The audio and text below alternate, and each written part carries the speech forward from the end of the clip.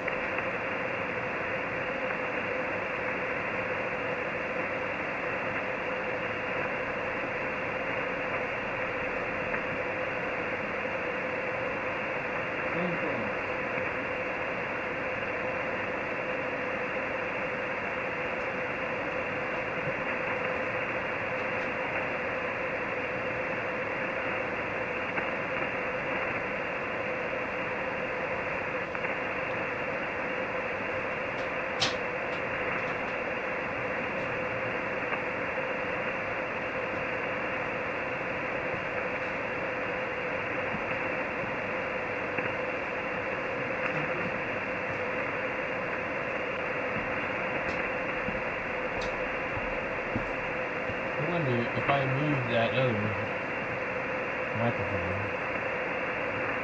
let's see. Yeah, that one. Let's see what happens when you have like an actual like dual stream. I see that their web SDR crashed.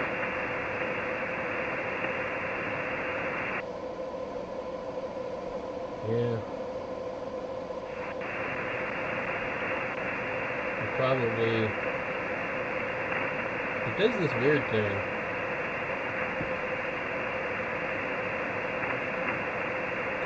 Look, I'm seeing a bunch of stuff on 160 meters right now. I'm kind of curious myself. But actually, now I'm sure it's probably just FT8. Dude, look at this. There's a bunch of activity.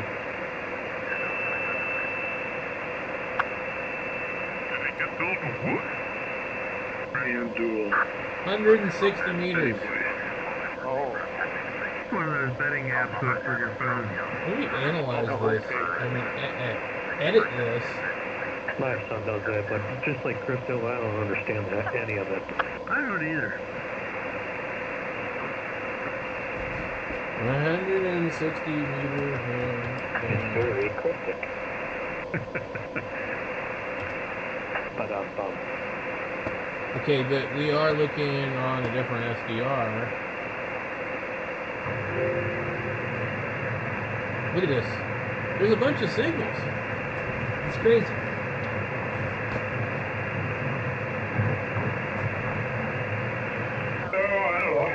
Maybe we could hook up with Tim. What do you think, Steve? To find out about this stuff. Yeah, this be able. He be able to. This shit never ceases to surprise me. How you can circumvent those band, systems, and then there's like two signals right on top of each other. Never fucking fails. The whole fucking band is fucking dead, and everybody's right here on top of each other. What was that, Jerry? I haven't heard you say who you want to win yet. Let me go check my regular Oh, radio. I'd like to see Indiana win just because this is the first big dance they've been to. Me too. 160 meters, we're on the 1923. Good night and 7-3. I'll catch you tomorrow. K3AF4. I wonder. WU2. Didn't like that. They got For the flagged most already. part, with 160, you can pretty much have your own private conversation. Not happy. Nobody on there. You see that too, huh?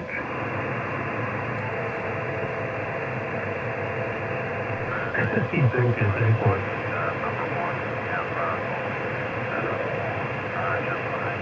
I got a lot of noise on this one.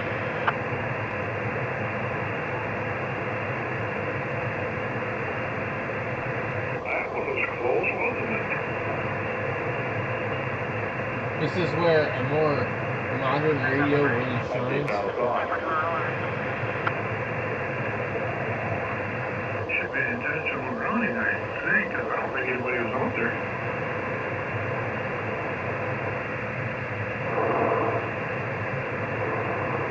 Let's see if we hear them on He's still in the pocket, too. Nothing on my radio. Maybe it's the same thing as NFL rules, you think? I don't know. Well, if it was the Buffalo Bills, they would have said it was an interception after the guy picked it up off the ground. Yeah, because who did that pick up? He picked it right off his chest.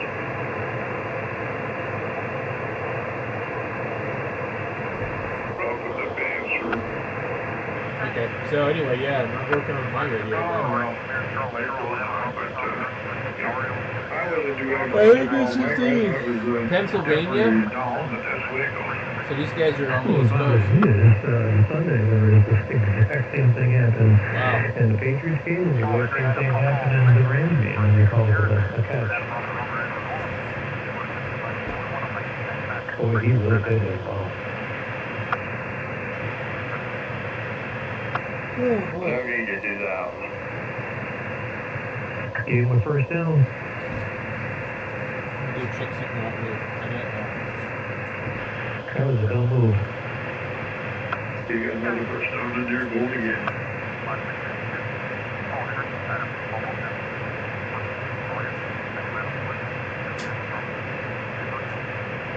If you're caught up, you want me to.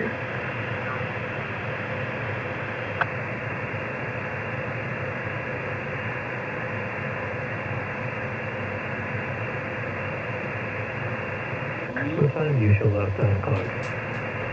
Minute 4. Wow, minute 17.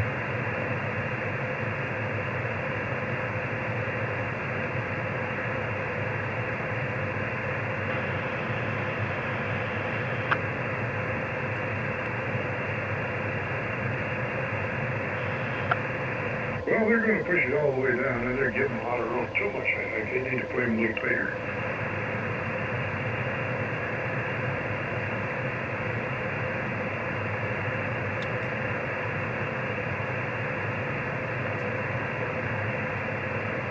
Well, that looks like the Panthers going to come back to haunt them. It could, I suppose. Well, Indiana just used their last time out, so they both got none.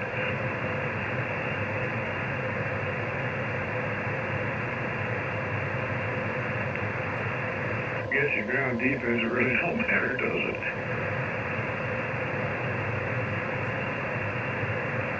Got Michael Irving there. Oh, I don't know. I've been paying. I can't see that close.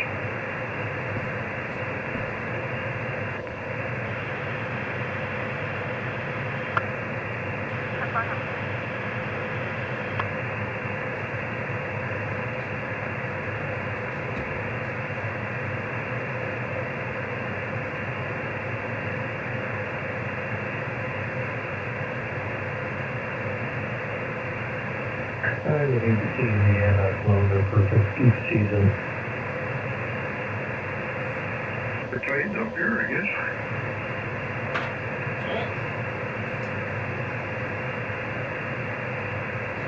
I can't believe 160 is just Kiss like goodbye. this strong anywhere. He just took care of that, didn't he? I didn't get there yet. He just saved it for sure. Interception. Wow. Alright, now the play for the play slow, guys. I'm done with it. That was the ball game.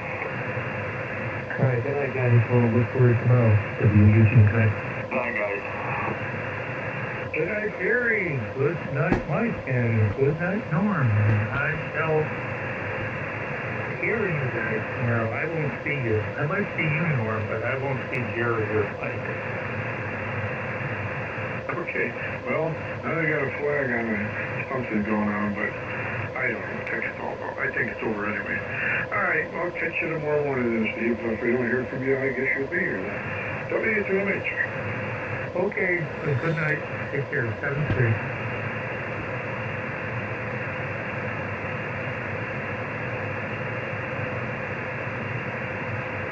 Wow. There's so many signals on this freaking band right now.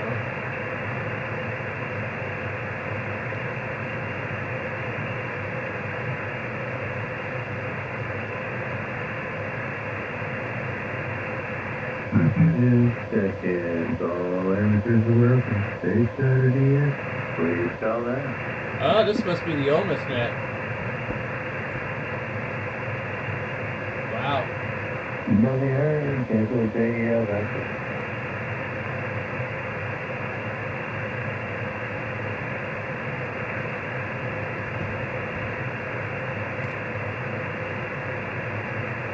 Man.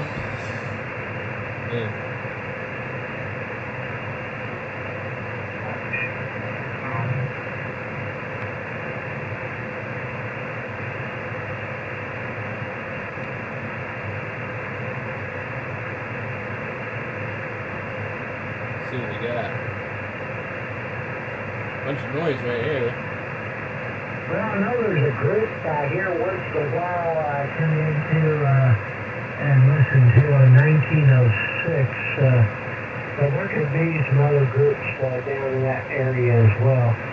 Well, I'll let you work another station here. We've got 3 or 4 more guys on in Illinois and Indiana. And see if one of them wants to pick you up. W0GNZ into JQX.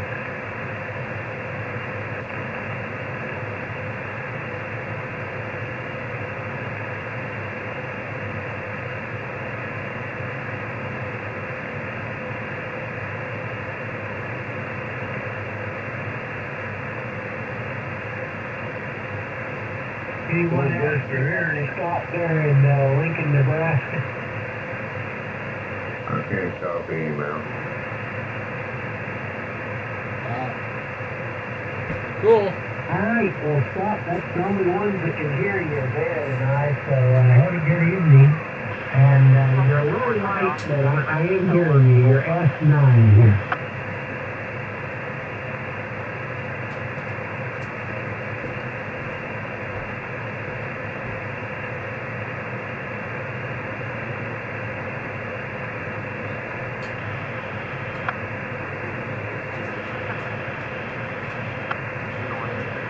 Okay, have a good evening. We'll see you again when the game is open. You have a good evening. M0J.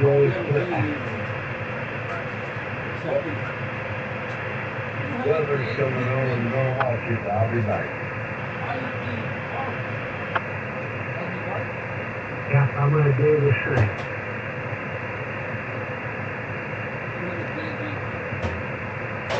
I don't have to watch it, I'm feeling it. Yeah, I'm with you. Yeah, homeboy. Home chicken. You ever been around one of those 10-tech ends like I got from Ed? Ed, if you're that solid stadium? No, I don't know anything about it. I don't either. I just was wanting to get rid of it, and honestly, I wouldn't mind having one for my semi. I keep saying I'm going to put one either in my semi or in the camper. Everybody makes them, and since Ameritron went out of business, I don't know that there's anybody making an HF mobile amp today, full volt. I don't know for anything? Oh, yeah, nice feature. KC92. And 4 STB.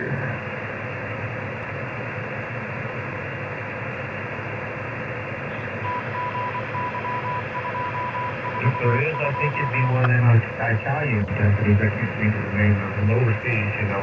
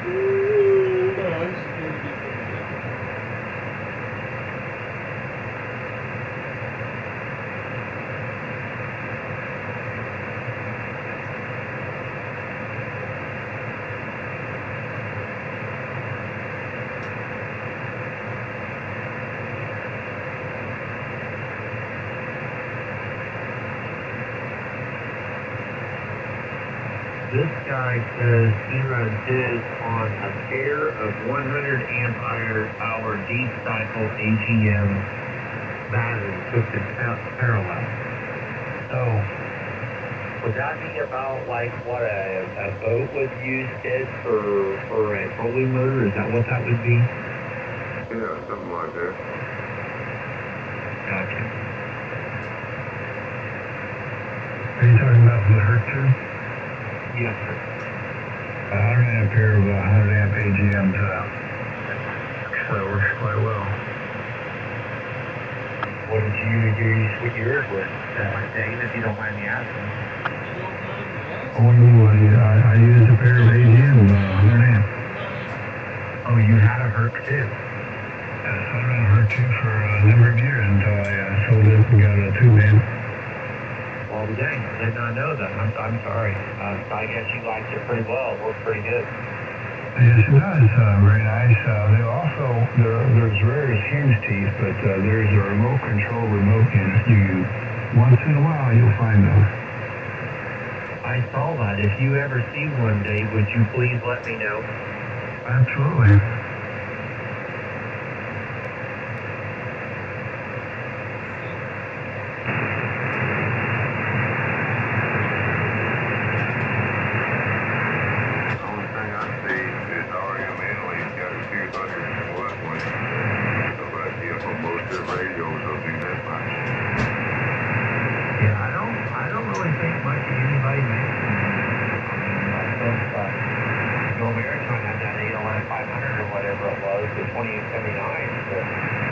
They went out of business. I'm not too sure that an actual reputable company makes them mobile wave anymore.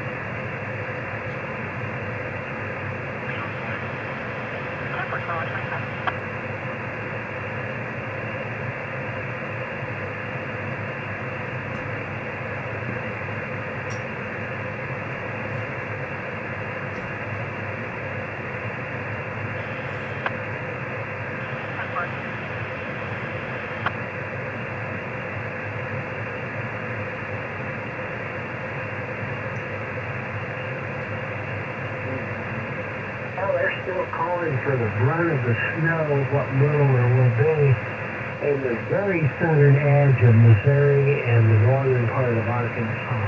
Getting some accumulation. Doesn't look like it's going to be anything around my area or up towards St. Louis that I can see. Got any freezing rain to do well or some? Well, they're saying it will probably be snow, but it's going to be in the northern Arkansas area, maybe edge of Missouri, but mainly Arkansas.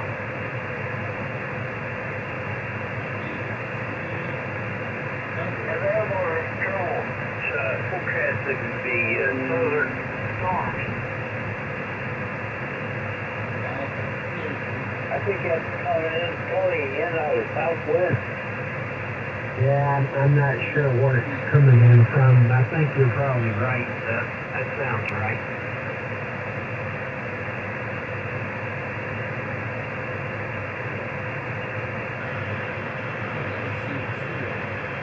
Anyway, hopefully won't be no issues getting to St. Louis and back. I don't think it shouldn't be too big of a deal. Hopefully.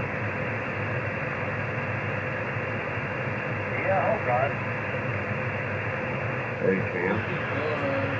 Yes, sir. RM Italy has one 300 watt one for $836.99.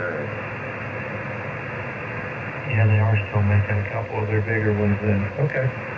Thank you.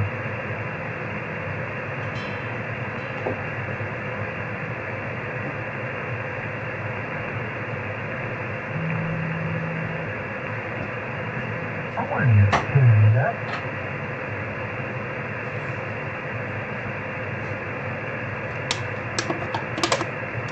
People that tune up on a frequency and use of course.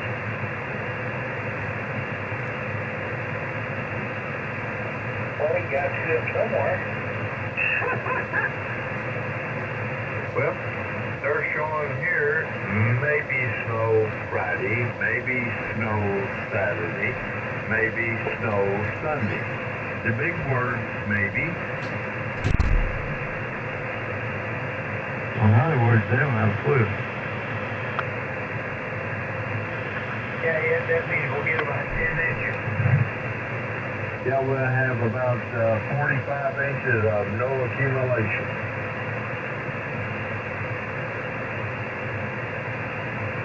Goes from one extreme to the next around here. Yeah, 2 inches of ice on top of it. They were showing clips of the snow coming down in Florida.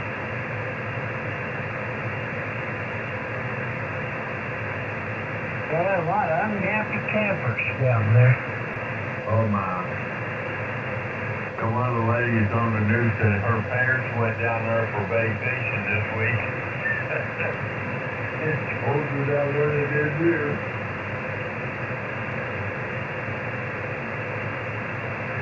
I bet it ain't 14 degrees there. I bet it's not either. They might see 40 degrees or 35 for a low, and then the next day will be 60 degrees or 50 degrees. We came back on Thursday to 70 degrees, and Friday it was 27. Yeah, that's a big shockaroonie there. And our friends came home Sunday. And they got delayed because an airplane came in and landed. It hit pretty hard. It hit the right main and then the left main, and then when the front came down, It hit pretty dang hard, and one of the wheels broke off the front. The tire went flying across the runway. And, of course, it stopped, and they evacuated the plane on the runway, and it delayed them from getting home a little while. They closed the runway, or closed the airport down. And CHI. WB program. FDX 0. 80 JCI. 89 QJ.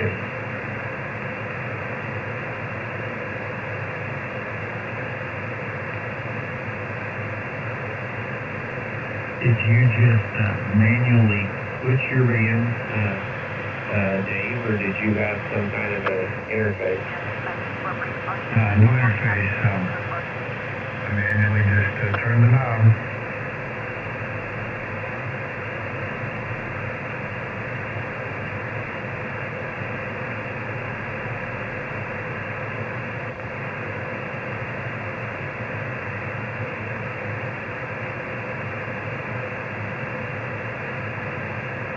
Hey, Tim, what was the number? I wrote it down. Let me make sure. What was the number on that remote? 9423? Maybe. Hang on, I've got it here somewhere. Hang on a minute.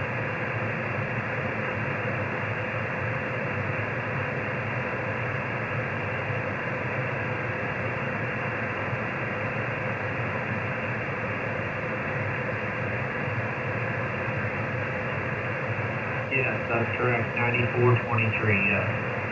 I'll see if I can find one of them and see how hard it would be to make one.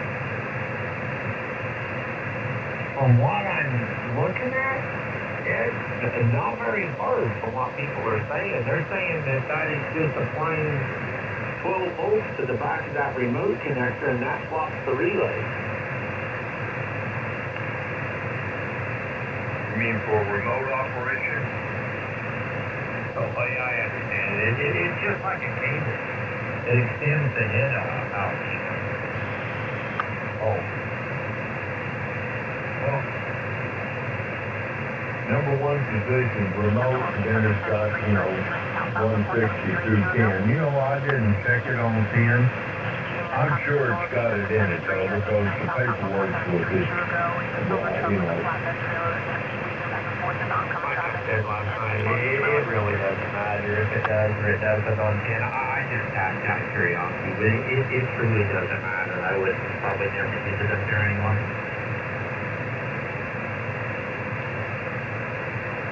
Yeah. Of course, all you have to do is just put a jumper across it. I'm sure the power gain doesn't go too much above 6 meters.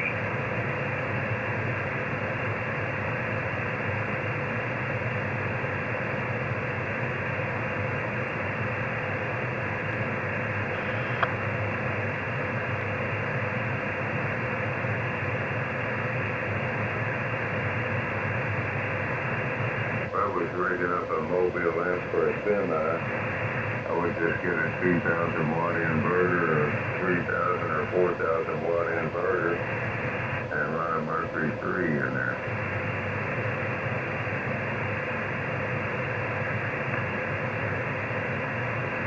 Yeah, that would work.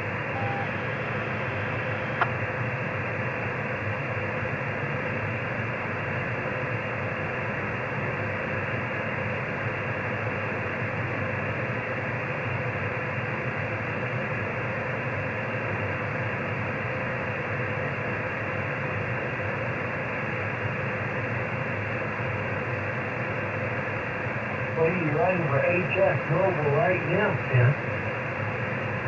I don't. I have a 7300, but I haven't attempted. I just thought I might want to put it in a semi, or I may just use it in my camper sometime. Well, that's a nice radio for something like that. It's not too terribly large. Yep. I got that radio, and I've got a IQ 480 or whatever it is, high Q screwdriver antenna.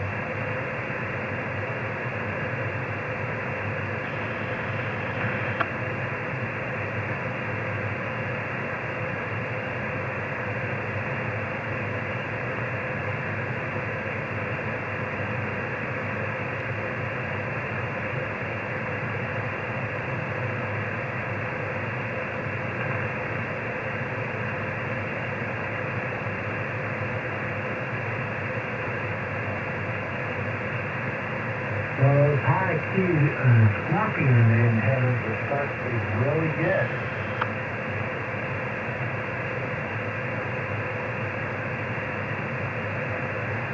Yep.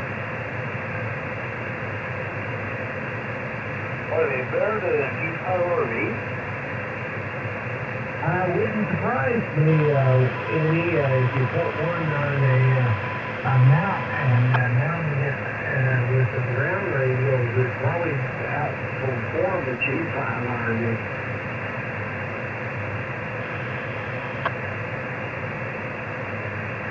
Some people run those motorized mobile screwdriver antennas for base antennas. Yeah, I talked to a guy on 20 a couple weeks ago, Al, that had one mounted up with a metal shed. Yep, they sure do. They put them in attics and on top of sheds and everything else. Kind of a low-profile antenna, the HOA antenna.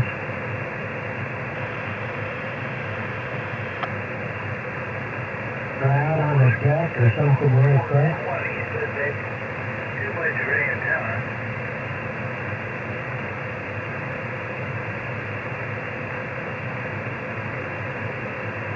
I'm glad I don't live in an area where I have to control what I can and can't do on my property. That wouldn't set well with me. Hey, you know, they limit me on height to the airport. The N0 call, try again.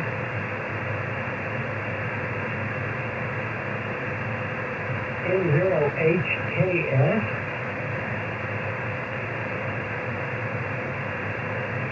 Hotel Kilo. Okay, got you. Where are you located?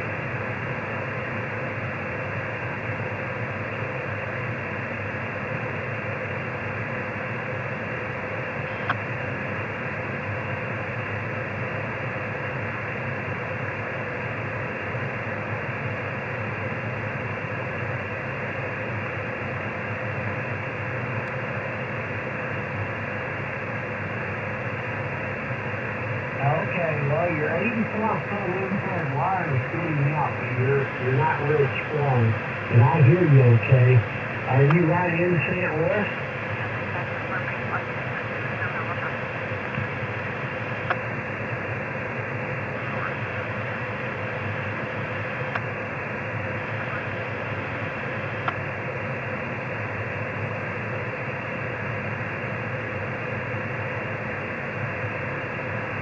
I'm in Salem, Missouri, which is near Wallace. My call's November 0 Juliet Quebec X-ray. I've got another station in here at Potosi, a station in Waterloo, Illinois that should be real close to you. Literally on top of you. And then another station or two in Illinois and one in Indiana.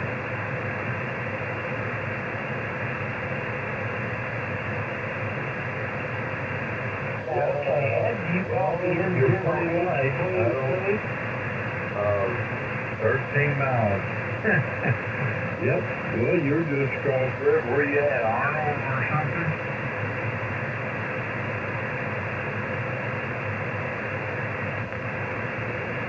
Well, I tell you,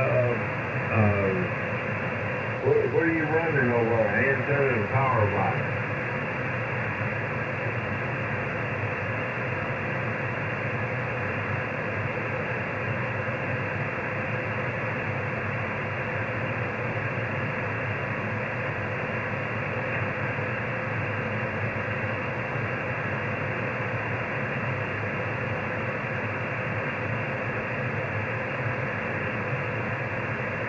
sounds like you need some more wire there. Well, I'm running legal limit and double bazooka is 65 feet, so, yep. Well, okay. Larry, you got him? Yeah, but not very well.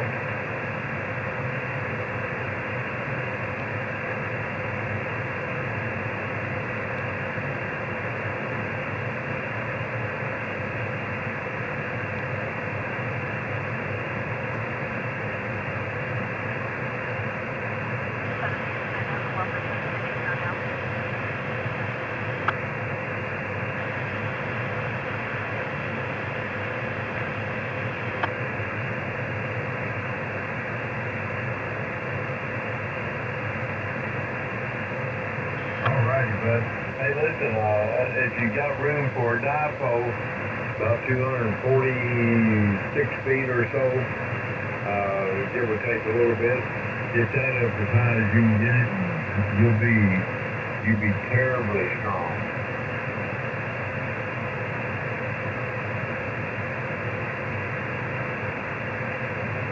Well, okay. Well, it don't have to run straight, you know, just get the wire and air. Even your end fed, the higher you get it, and of course it needs to be a little longer, I think, but get it where that amplifier key into it, and then they'll hear you a lot better.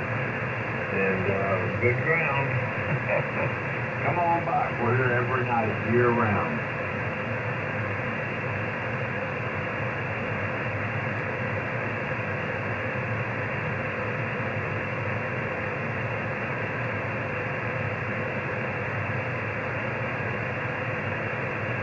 All right, sir. Have a good night. Good night, John. Come back again when you hear Joe quit. Guys, check me out. And see you tomorrow. See ya, Dave. See you, Dave. Good evening, bud. Hi, Dave. Good. And Chad, it was a different John. Okay, it sounded the same to me. Well, he was a little light, unfortunately. He does have an amplifier, he just can't get it to tune up good. Yeah, I couldn't hear either one of those last two guys you were talking to, but, you know, I'm quite a ways east of you. Yeah, you are.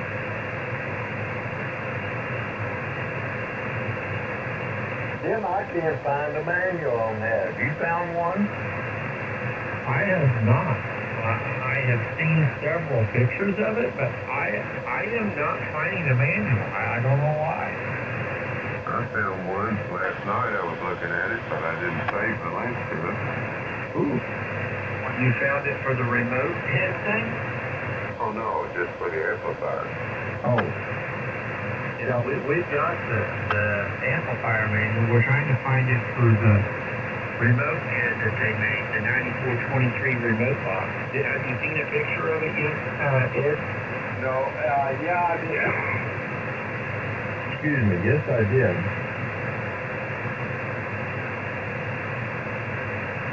I didn't look at it too close. I just seen it went on by since it was just a picture. Let me go back to Mods DK. I think I go to Mods DK and see if they got one.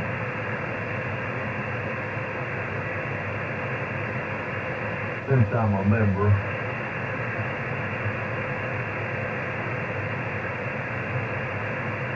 Al, Yes? being a member is the coolest. Yes. You might say it's extra cool. That's nice. Well, I have sent them schematics and books and stuff over the years that they didn't have. And they say, thank you, we'll give you a free membership for a year. I don't download enough off of them to get that, but I do like to give them stuff that other people can get for nothing. I've got a lot of men in the past. They're good people. Getting stuff for nothing is the coolest. Yes. Oh, super duper. Ted, and you might say it's extra cool. might say that, yes.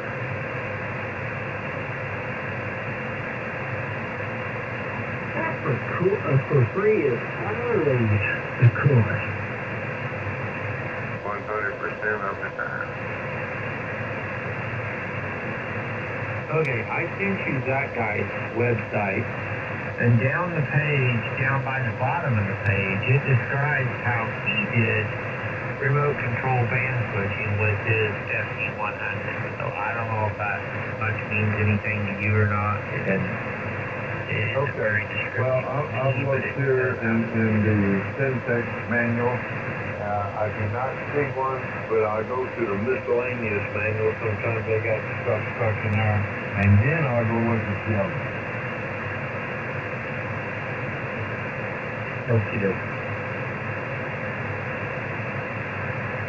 What's it do? Tim, just allow you to set up which band you're on remotely? Well, I'm looking at two different things, Ted. What he's talking about, what Andy's talking about, is a little box that would cable hook to the back of the amplifier, and then that will apply 12 volts to the appropriate relay on the back of the amp to switch it from band to band. That one is ran by cable, and you still have a knob. It just would be the amp would be mounted in the bunk of your semi, and the control box will be mounted up on the dash or something, and that would be your ability to change band to band. Now, the other one that I'm looking at, which is what I was trying to read on, is called a Syntax 311 band data converter. And supposedly you can use that, too, to convert band data to it. But this thing is, a lot of this stuff's over my head. I never mess with this band data stuff.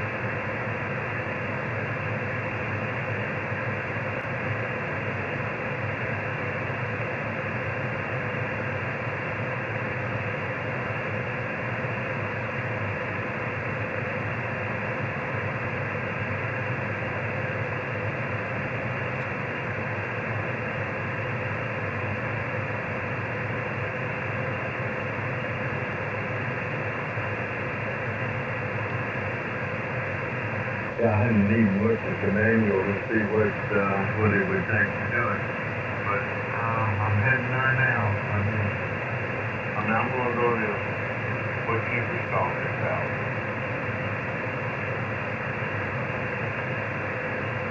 You send it on my phone or email? Email.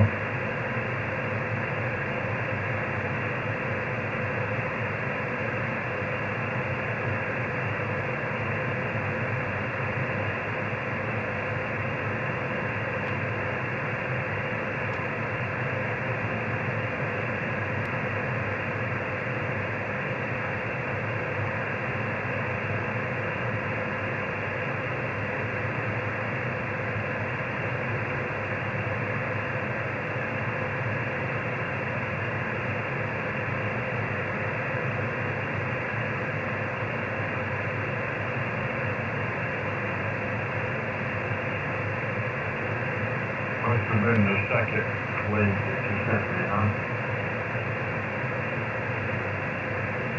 I don't know. Maybe. I'm not sure. Oh, no, it says sent on my phone.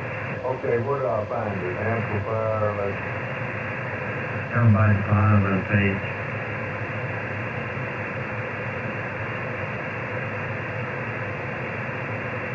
okay, there it is. Well, this is the description, huh? I've not found anything but a description. I can't find a manual for that, a schematic or nothing for that 311 either. It's nothing that I found so far.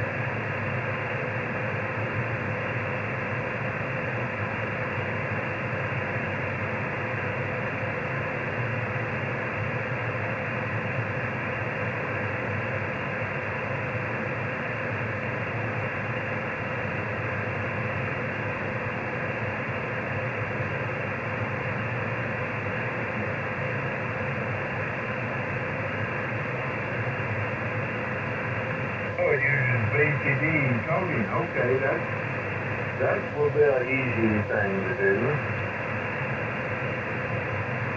And he to get this to you. This will probably make some sense. This is the 311 van order thing. If I can figure out how to get the website, get it sent to you. So, what radio are you using? I would be hooking it to an ICOM 7300. Well, crap. 7300 uses voltage level for their band select. There has to be a converter built to take that to BCD. Which radios use BCD is? What? Do what now?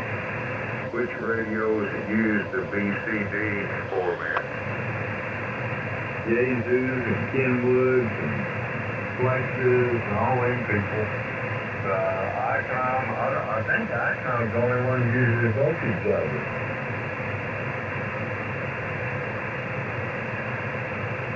So then the 7100 would also be voltage level since it's an ICOM. I'm pretty sure they are unless they change. So it's not a problem. It's just a little bit more involved. Just a little bit.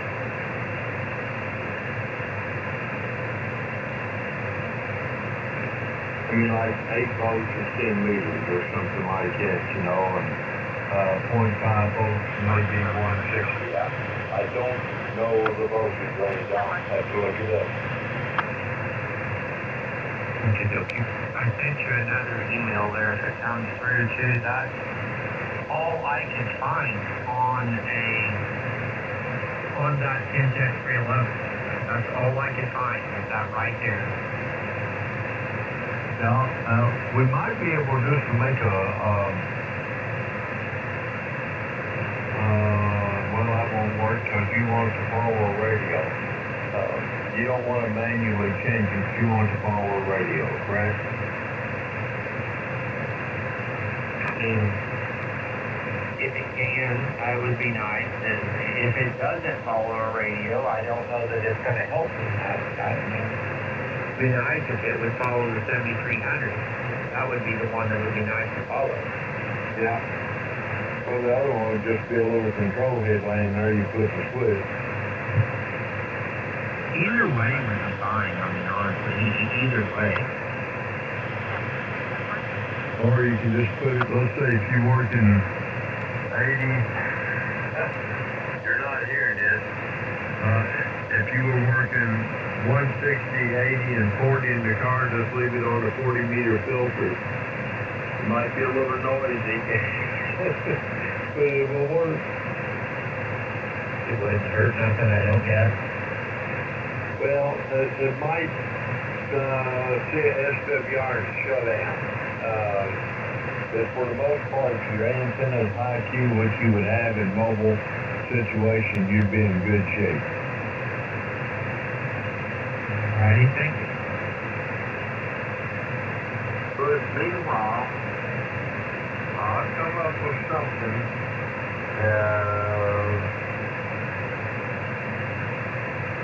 ICOM, okay. I'll take care of it one way. Let me see what the amp's gonna have and see how it's working. And then, let me just look at that. WB4. Yeah, no rush. Oh, I mean, it's no big deal. It's no rush. 59. What was the number? 323. It's a disease. I say it's a disease. Yeah, it's a good deal.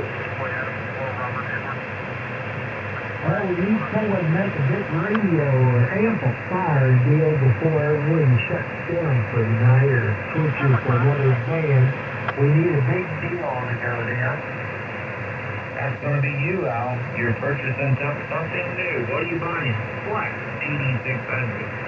No. That's a big negatory, kid, buddy. Well, we've already made a radio delivery deal tonight.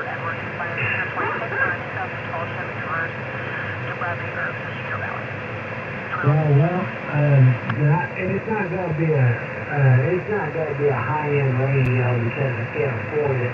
I would like to have something for a backup, but I don't know what I'm going to buy yet. I know what I'd like to buy, but I don't want to spend that kind of money.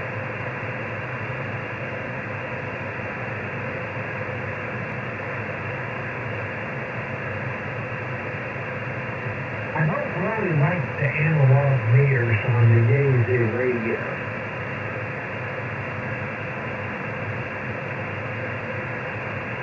I'm not too impressed with Kenwood radio, so that really doesn't leave a whole lot of choices left. Well, if you select 7056 Pro at Amfest along with what you got from the 7300, you probably can buy you a 7300 Mark II.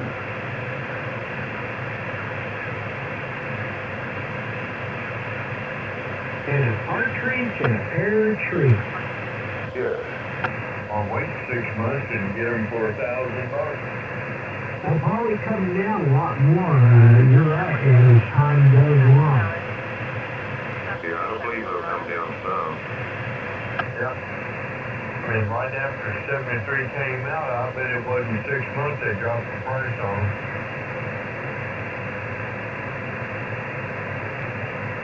Yeah, they started out at, what, $1,500, $1,600? $14.99 or something. Well, that's $1,500. That's about where this new one's at, because they're the same ballpark, $1,500. What's the DX10 cost? $1,400, $1,500. Yeah, well, that's their target market. They're going to try to kill off the, or steal some of the market from the DX10 because, it's dominating right now. I think the FTDX10 may be a little more radio for the money, but I don't like that S meter. I don't think I care for the S meter at all. Well, that's what I mean. The Icom 7300 Mark II is going to have to be cheaper than the STDX10 before they're going to sell a whole lot of them. They're close to the same price right now, I think. There's not much more than $100 difference, I wouldn't think, between the two.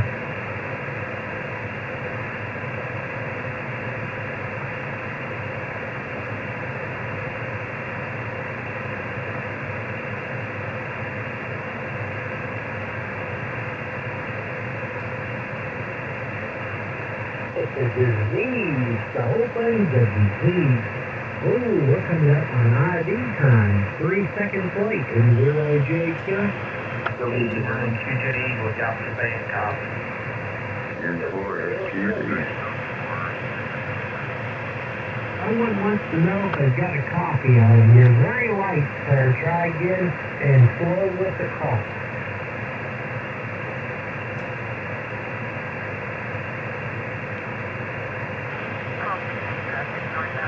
Kilo Foxtrot, 0 Bravo Foxtrot uniform. Okay, you're 5 and 8 here, just above the noise level. My name is Al, and I'm in Salem, Missouri. Caller to November 0 Japan Queen X-ray.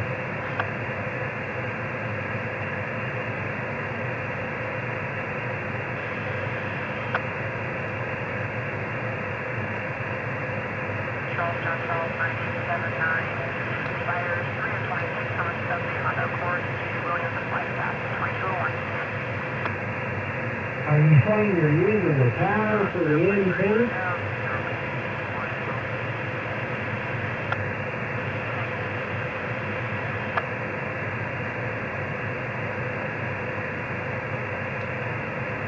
Okay, very good. Is your name Michael and you're in Wichita, Kansas? Okay, very good. Well, let's see if anyone else can hear you. Can anyone else hear Mike in Wichita? Here's copy him out.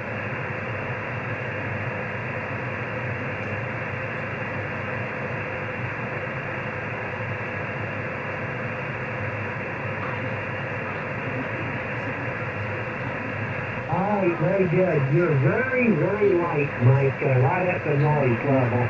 I'm running legal limit here on a double bazooka antenna about 65 feet up. And you're just above the crest of my noise here at S8. Have a good evening, and we'll see you again sometime, maybe. KF0BFU and 006X. That'd be George today. I'll call it out. Get you home all right. That'd be great. See you, Larry. See you later, Larry. Have a good evening.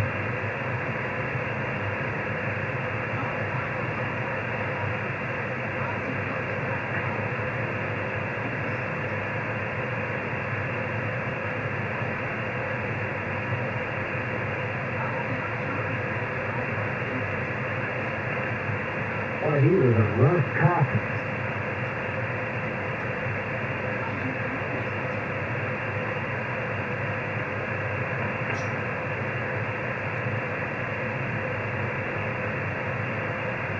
I can hear it.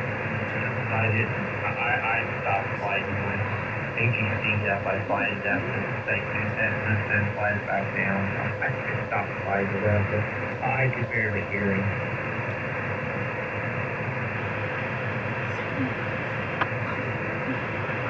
Yeah, he was pretty rough.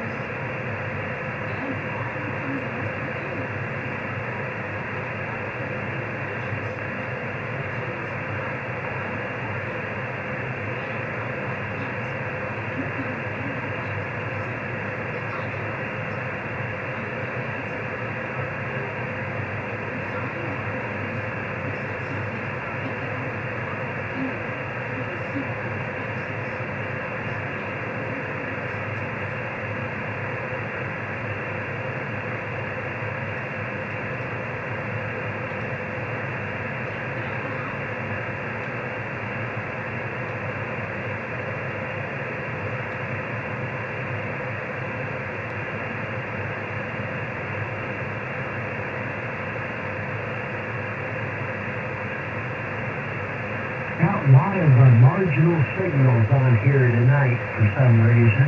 I don't know why. I guess a lot of people are getting on 160 for the first time.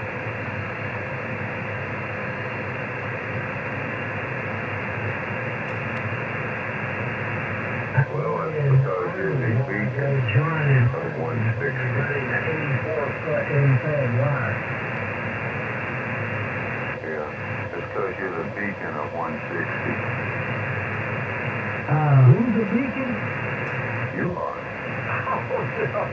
No, I'm not. I just got a good location being up in the air a ways, up high ground, and my antenna's up 60 or 65 feet. I don't have any other thing going for me. It sure isn't in my looks. Well, your looks don't have anything to do with you being a amateur radio beacon on 160. Now I'm a beacon on 160 and 20 meters above. Holy moly. Oh, it's like a pileup. All these stations out west all these 100-watt stations out west are calling you one right after the other. Yeah, I know. I'm attracting them like bees. These guys are a bunch of and that's not a dickwads. good thing. That's what makes you the beacon. Yeah, well, I don't need to be a beacon. I just need to be a normal person that happens to have a good location you ever get down here, you'll see what I'm talking about. You'll say, yeah, well, you got a nice little hill here. My goodness, you're on a hill. I'll have to see it. I can hear the signal. One of these days, I'm going to put my antenna about 100 feet or so, and then I'm going to have a large signal. And don't you agree that Al is the beacon? Oh, yeah, for sure. Oh, it's most definitely HF. You get that out? The HF beacon. I'm hearing you quite well. You guys are 35 and 40 over. I'm hearing you really well. I don't know about beacons or HF beacons. That's funny. But, yeah, you're coming down, get over here and you're going to say, yeah, that's a nice little hill you're on there, Al. You're staying outside and that wind whips across you, yeah, you'll say, I got it up here. And I said, yeah, down the county road about 200 feet lower, it's that along the left. We're going to have to start calling him the beach. That's right.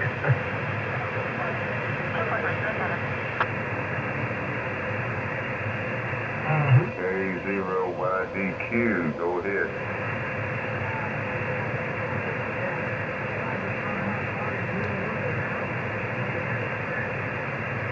It's pretty high there.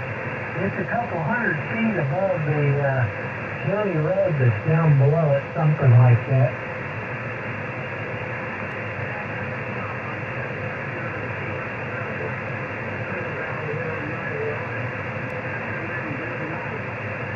Where are you at, Fred?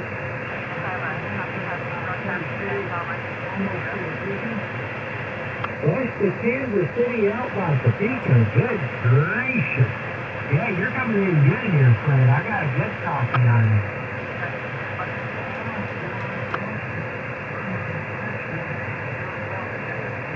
Well, is there any other radio other than a Flex? You're not flexible, you're not anything. Fred, that's what I say.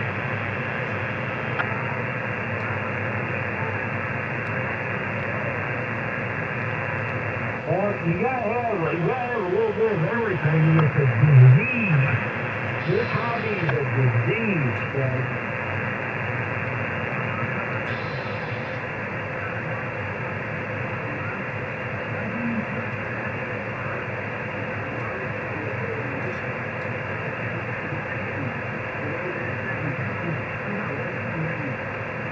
Well, now you're just the right person for me to talk to, Fred.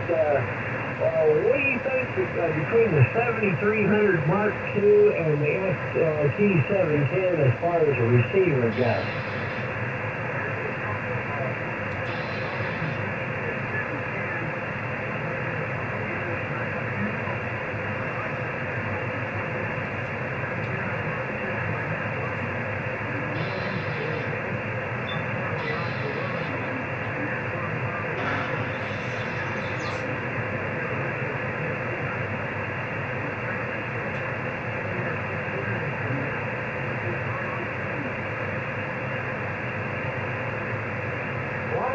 Mark II, the 7300 Mark II. That's what I'm concerning about, asking about. Is that comparable to the YAVAPI?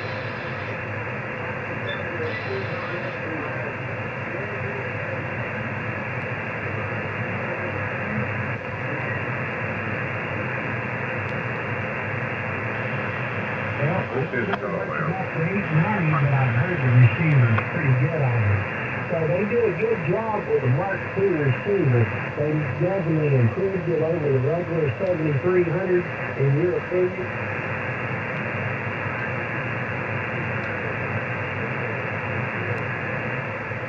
All right, well, good to know. I want you to talk to a couple more guys here. There's 3 or 4 more on, and your signal's big here. You're 30 over in Salem, Missouri tonight. Guys, you hear Fred, K0YEQ? Yes, I hear Fred. K0YEQ, Echo Quebec. Hello there, Fred. This is Ted. Call is N4SQB, and I'm not 100% sure I've got your thoughts sorted out. I think it's KE0 Yankee Echo Quebec. Is that it?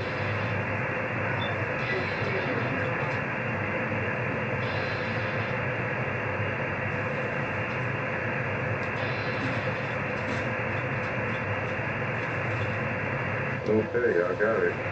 Pretty good here in southern Indiana.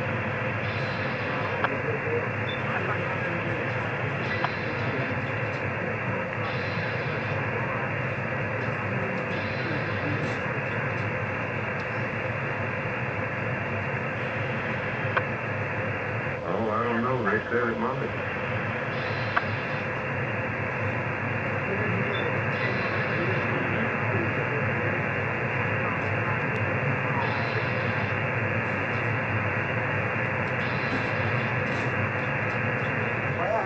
You did, Fred, and Tim was in here too, yelling at you. Go ahead, Tim. Well, sorry about that. Good evening, Fred. I'm 100 miles straight east of St. Louis, Missouri, almost to the Indiana state line in southeastern Illinois. My call sign is Kilo Charlie 9, Queen Japan Echo, KC9QJ. Left 6500 and an Elecraft PPA 1500 amp, 160 meter full wave loop, up about 60 feet. So you're doing quite nice here. You just need to make one statement, Fred, just one sentence. How loud is the beacon of 160?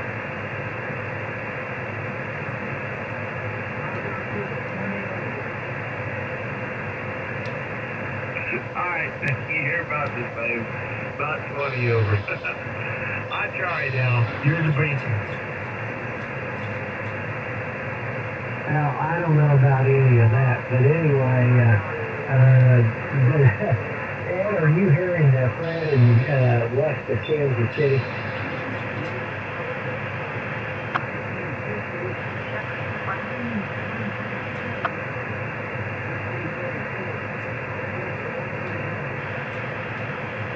Yeah, I hear you, Val. But I was on the internet trying to find something for Timmy. Hello, I done forgot your name, but don't matter. Ed in Waterloo, Illinois. WB40JM.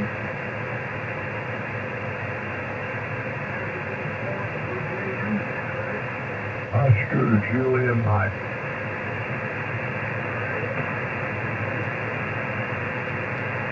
Yep, you're screaming licking chicken out here. That's super loud and clear.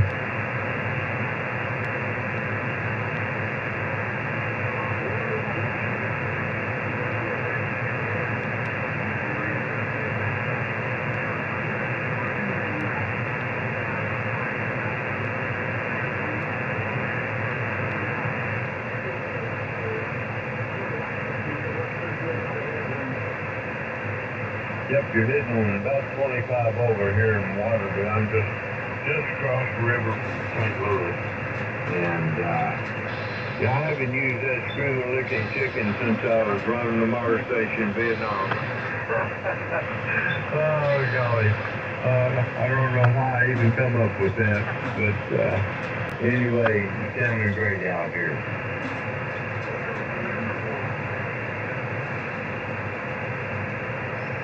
Alrighty, I'm going to get back on the internet and see if I can find... I'm still trying to find a manual on that thing, Tim. Maybe I give up on it tonight and go a different route. But I need to go look at the amplifier for the controls and see what they're looking for. Later. I'll be back, guys. I'm listening. WB program. Okay, no problem, man. Thanks. And 73's over there, Fred. Go ahead, Ted. Fred, real quick before you leave.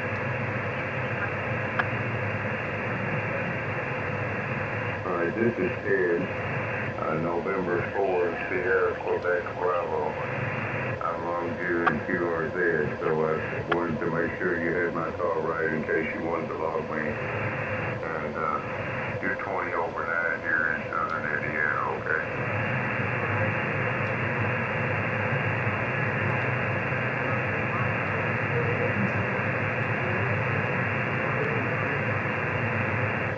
Thank you, Fred.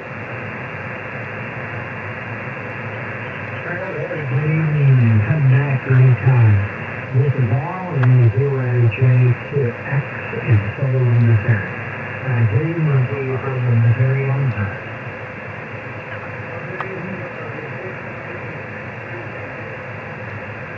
73. I'm 73, Fred. Pleasure to make your acquaintance in 4XTV. Now where is this Hey, guy? Al. Yes, Ken. He said that Mark II was comparable to the 890 receiver. That's saying something. That 890 receiver is one of the best I've heard. Man, I don't know when. I mean, that Kenwood 890 has an unbelievable receiver. He said it was comparable to the 890 and the 710. He said it was very good on both of those. Sherwood rates 710 number 3 on their list on the receivers. I don't know where the 890 falls, but I think it's in the top 10. But Yeah, well, that's a really good. That's got to be a big improvement over the standard 7300. Not saying that my 7300 is bad, but I can tell you my 7300 receiver, in my opinion, wasn't close to an 890. But that must be a pretty good jump forward.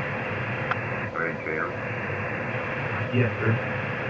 You know that number 1 on the Sherwood list is the FTDX 101D, number 2 is the FTDX 10, and number 3 is the FTDX 710. Yes, sir. Okay. I think I heard Dave say that one day in here, I think. Or maybe it was you. Maybe you said it before. I didn't know it until one of you guys on the interview.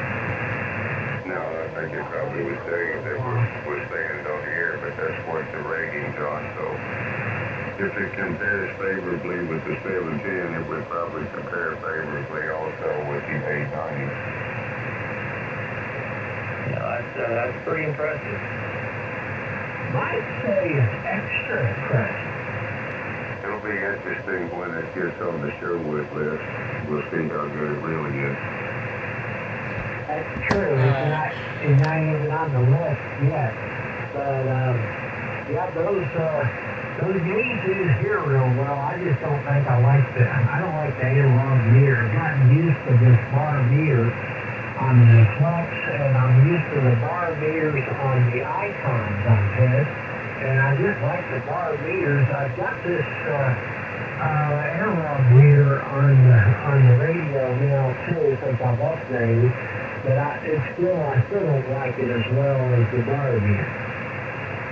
I didn't like it. I'm sure as they started off and to gain some real estate for my fan adapter, but I'm just the opposite. I don't do well with the bar graph meter. I want a needle swinging.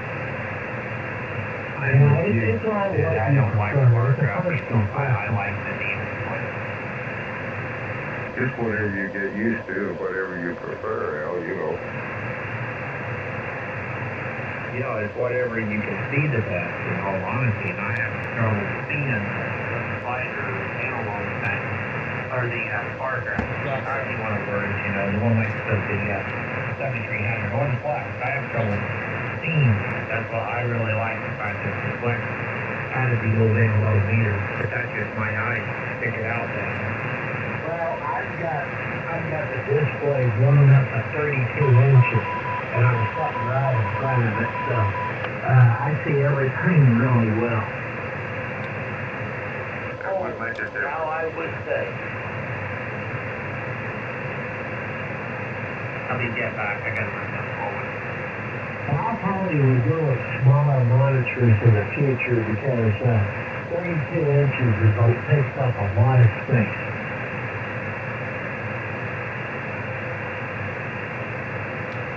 And even a 24 or a 27-inch monitor gives you great clarity.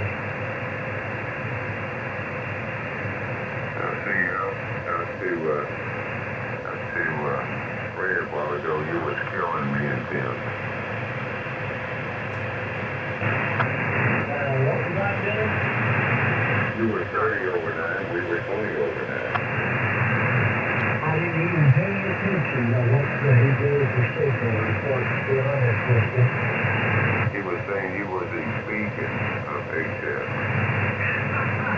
No, I think that's what you and him said. I don't think Gregory figured no beacon thing out back to me, but yeah, this logging program that I'm just started using, computer logging thing, it goes up to 5.9 and it don't go higher than 5.9.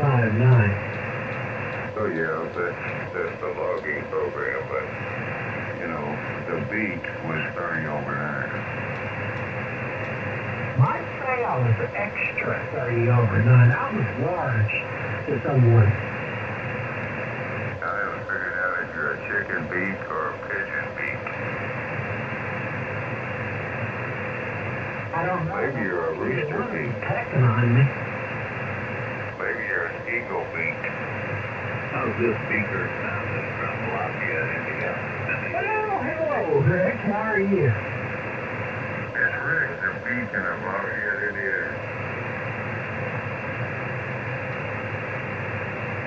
Sound like crap.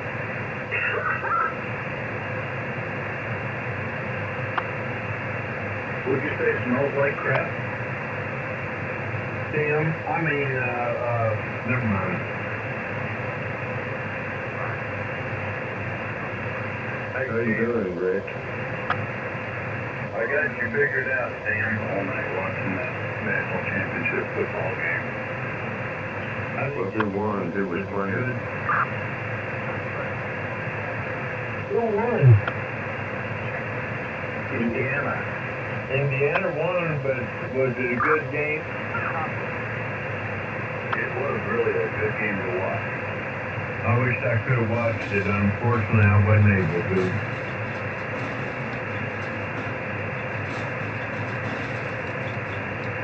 Oh, I'm glad Indiana won. Goddamn motherfucker. Yeah, that's not their history at all. This is the first time they've ever won a national championship. And, in Big Ten, of course, Purdue used to always play them every year. That's the game you always counted on winning because they were always so bad.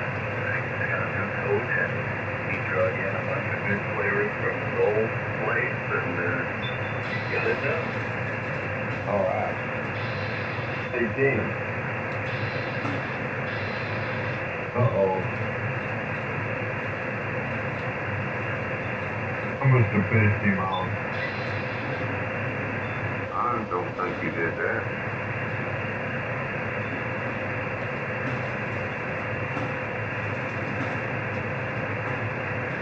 Maybe you had to make a trip down the hallway. That happens about this time every night.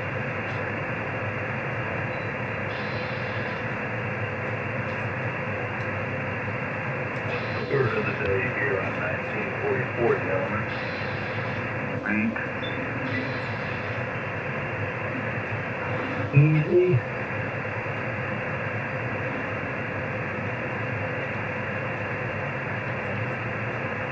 It's your turn to assign the word of the day, Rick. I don't know if I can match bar graph versus swing needle estimator. That sounds like what I was hearing you guys chat about last year on frequency. Well, we got to talk about something. Which do you prefer, the bar graph or the swing needle? I like the swing needle, but when you got the swing needle up on the new Flex software, you got the bar graph up there too if you want it. So learn to live with either one. You get both if you run the analog one, don't you? It also cuts off part of your pen adapter. I'm not really in love with that part.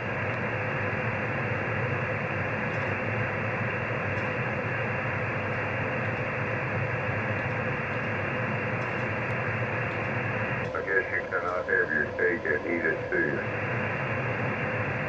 Well, I got from about 1900 to about 1980, 1985 I can look at. I don't really care if I see anything else or not. I mean, that's the top half of the band. That's where we're at. So I don't really, I mean, to me, it's not that big of a deal in most cases, but sometimes I just would erase all those side mirrors, including the analog mirror, and just kind of let it open up.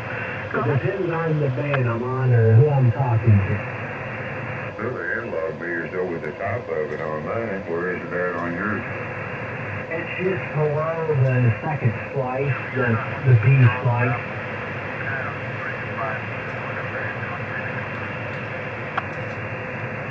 Oh, okay, I see. You're talking about this side. There's also one over on the transmit under the A slice too. Not on my radio, there's not. You don't have a bar graph meter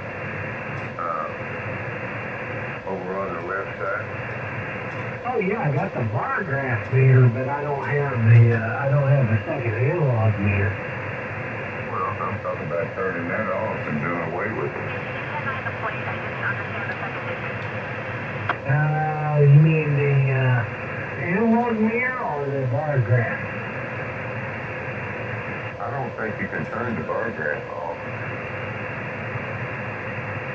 I don't think you can either. I don't know. I can turn it off if I want to. I have before. You're missing what I'm saying. I say if I didn't like the analog meter, I would just go down to the bottom where it says meters, get the little arrow, turn it all on, and have a bigger battery. Yeah, I know what you're saying.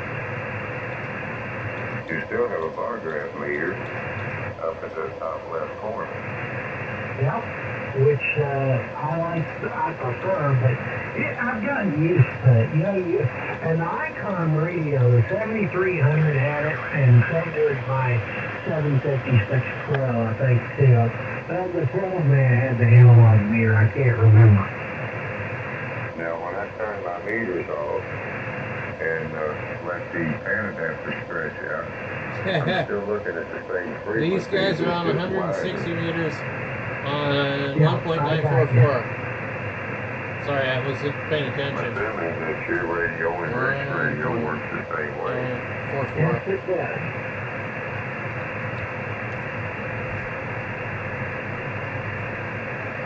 Yeah, mine does.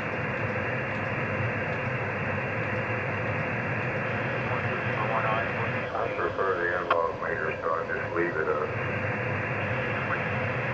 Put up with the undecated fan adapter. You have the other additional meters underneath of it? Oh, well, I've got them turned on, but I never look at them. You got your compression meter, your mic level meter, your ALC meter, power meter, and SWR meter. Yes, I do. Yeah, it looks pretty cool with all the meters on there like that. But it does take a little bit away from the pan adapter. I agree with you there, too. And it's ID time again in 0HAQX. And for SQP. WD for me.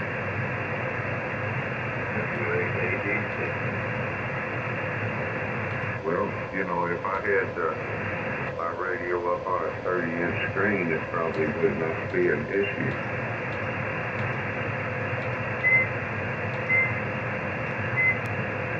Yeah, the Samsung monitor's pretty nice. It's a little big, though. If I had done it over, I'd probably gotten a little smaller one.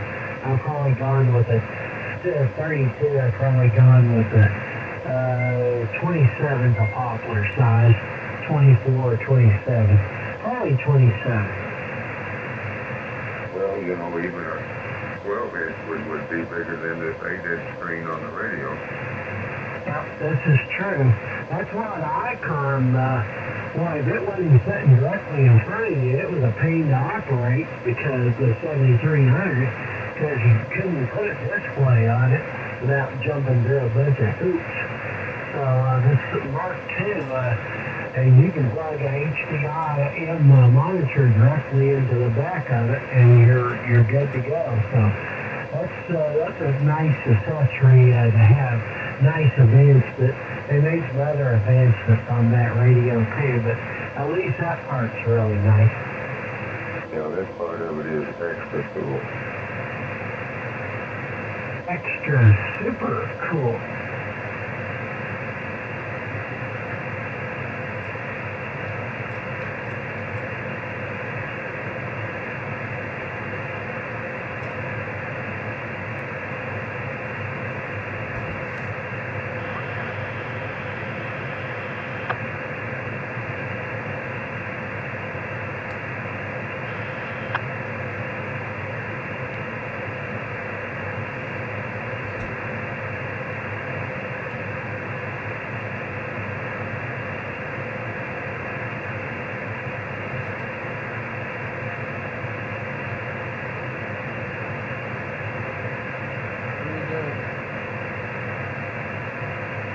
Oh, where did you go, Tim?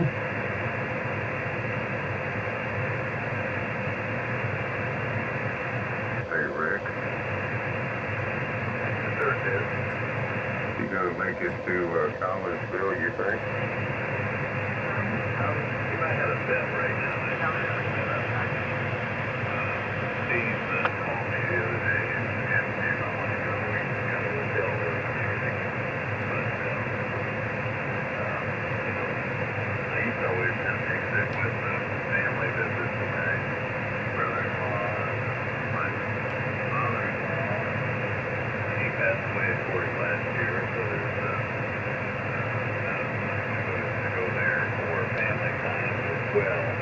So I would like to call Steve out and try to kind of decide between that and that. But right now, as cold as it is, just every morning I get up and I look out the window and think, there's nothing out there I need to be out there for. Well, I understand that. I'm the same way on the cold. I hate it. My goodness, Rick, you won't get to see all this from the 1944 group and get a group photo. I mean, the group photo won't be the same without you.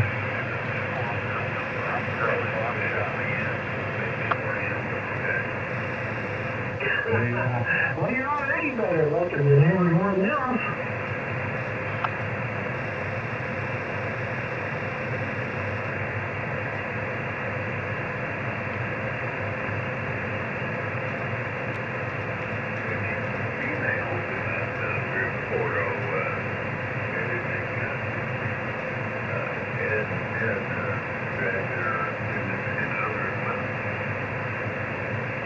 We wouldn't be able to buy none. Well, they wouldn't let us buy the ticket even here. See, that's the feature. The ticket's already been bought. I know, but if it wasn't, Patty wouldn't let me buy it. She wouldn't let me buy her ticket. You had to sit in the car. Bring you some WD-40 oil, make you deliver up. Well, at this point I'm going, if the weather forecast shifts north very much, I won't be going.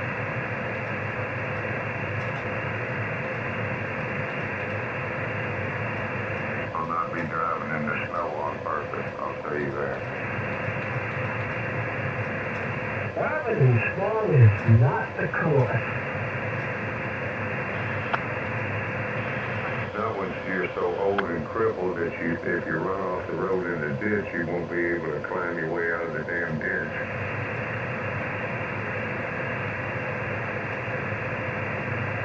Well, just wait in a few more years, you'll be under it. 74.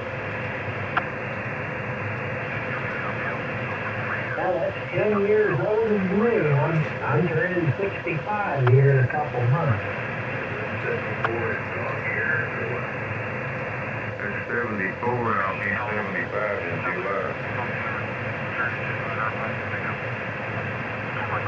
I'm still the oldest on here now. Our corporate's older than you. Yeah, but he ain't here. that's because he's elderly and he's asleep. Well, you'll make it, I imagine. You've been feeling okay? Scary how good I feel, really. Well, that's a good thing, isn't it?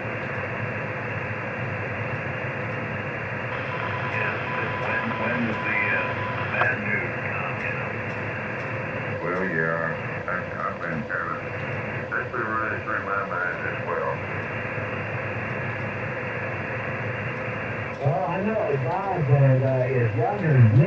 He's in his late 50s, and he's been having trouble eating a little bit, and then been kind of lost his appetite, so to speak, and having trouble digesting food and stuff. And he finally went to the doctor after he put it off about 6 months or so, and I guess he's in stage 4 cancer of his throat and his stomach, and originally they only gave him 5% chance of recovery. Now they're saying it's about 30% chance. But what you gotta go through to get that recovery. I know, that's exactly right. And he put off going to the doctor for about 6 months. He just wouldn't go get checked out. So, yeah, he's not even his own mind yet. He's like, I don't know, 57, 58, 58, 59, about 58 or 59. That's a shame. I've had something wrong with my throat for 2 years now.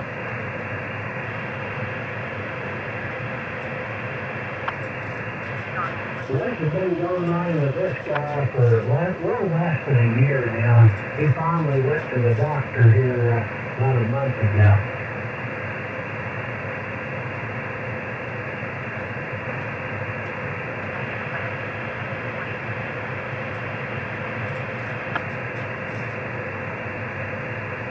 Was he having trouble swallowing? Yes. That and his stomach started, he was having trouble keeping food down too here recently, but the original problem was in the throat area. Yeah. Well, I haven't. The only thing I have is my tongue is coated and almost every day my throat is sore. I can still swallow okay and everything, but it's sometimes it may be a little bit difficult. Well, maybe you got acid reflux or GERD or something, you know. Sometimes people have to have medication for that. Well, I know what that is. No, it's not that. Oh, okay.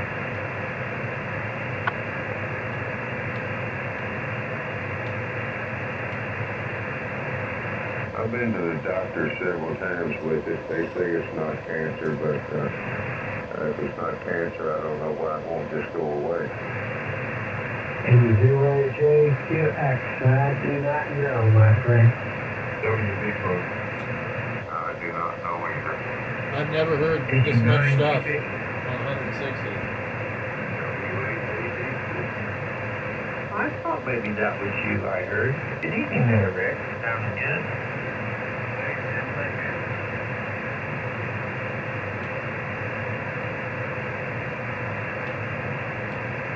If you said, I didn't hear. How cold is it up there, Rick?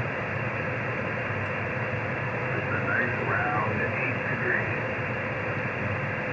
About the same as down here then. Cold. Anything on the ground or nothing? I went to bed about 5:30 this morning, and before I went to bed, it got blowing and almost like a blizzard up there, but still, half inch of insulation out of all that, and it didn't do that very long. Most of one go in there now.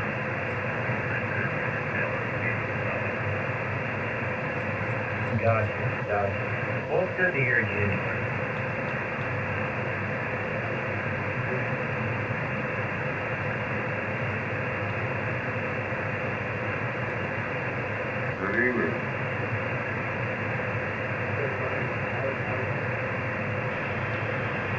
N9RIX, is that the correct call?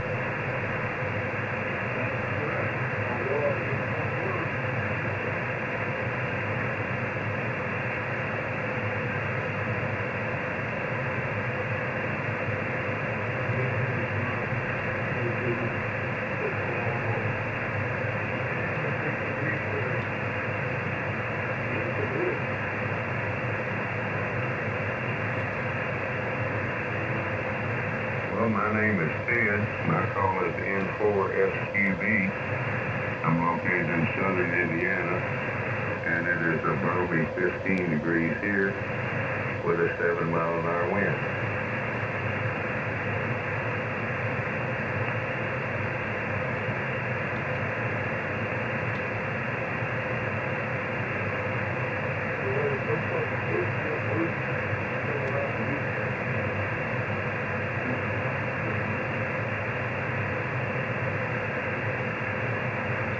Okay, you go by Rob, is that what you go by? Okay, Rob, well, you're sounding good down here. You're about 15 to 20 over 9. Really good signal, good audio. So there's several on the frequency, so I won't hold it, but thanks for checking in, and RX N4SQB.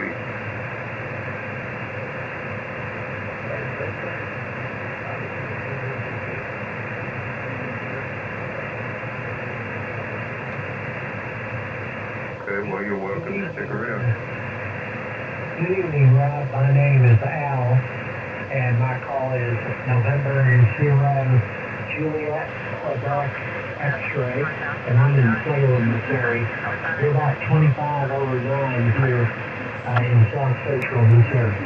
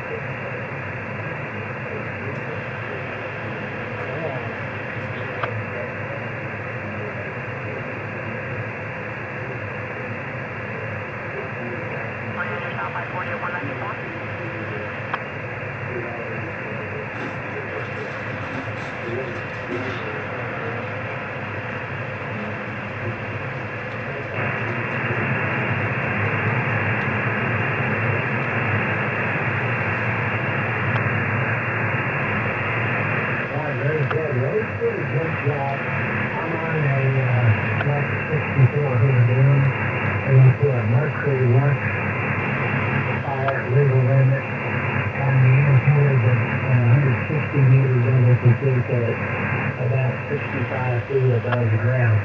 You're doing a good job in the Salem, Missouri tonight. I'll let someone else say hello. There's 3 more or 4 more stations on here. This is N0JQX.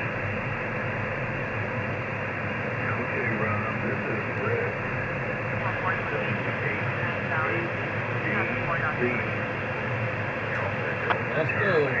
In Lafayette, Indiana. And you're that's 20 over 9 here. Very intelligent audio, no problem. Copy it all. Real good signal. Right here, 6610. Running 100 watts from 130 Z with the speed point up at about 72 feet.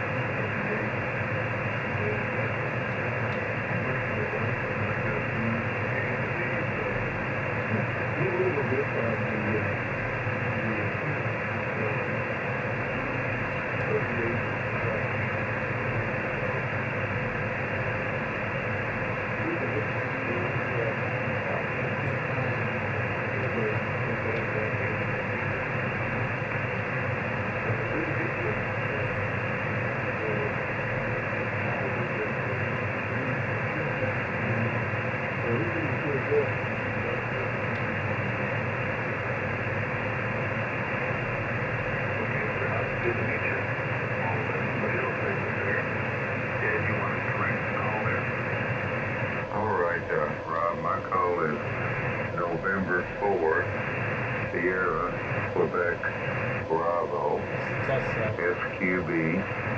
I'm also running a Flex. I'm running a Flex 8400M into an Alpha 9500 into a inverted V of about 50 feet.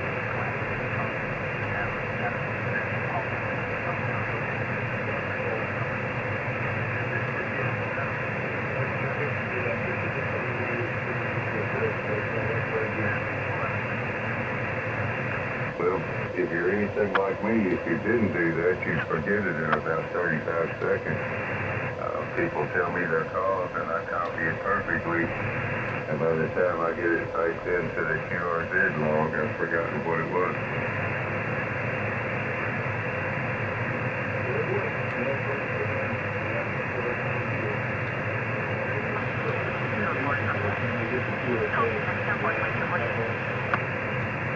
Yep, I understand perfectly, and you're not alone. Okay, Rob, I'll take a stand by and see if Ed wants to give you a shout. Yeah, I'm taking a little bit of a break, so might as well. Hello, Bob. This is Ed. I'm located in Waterloo, Illinois, just across the street from South County, St. Louis. And I'll too run a Flex, but it's a plain model, 66. And a Lux amplifier, legal limit. Well, I'm not hitting legal yet, but it's close. Then an antenna up 65 feet. So, yeah, I didn't look at the S-meter, sorry. But you're plenty stout. Things get quiet when you far up. So I'll turn around and look at the S-meter just trip. Go ahead, Bob.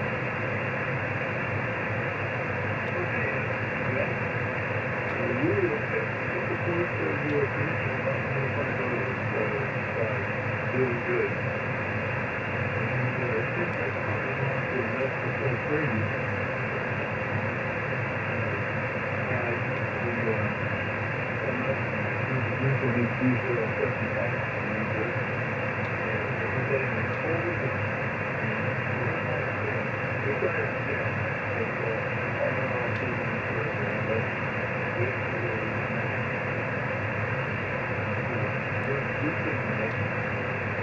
Yep, you're about 25 over, so it's working very well. Where are you located?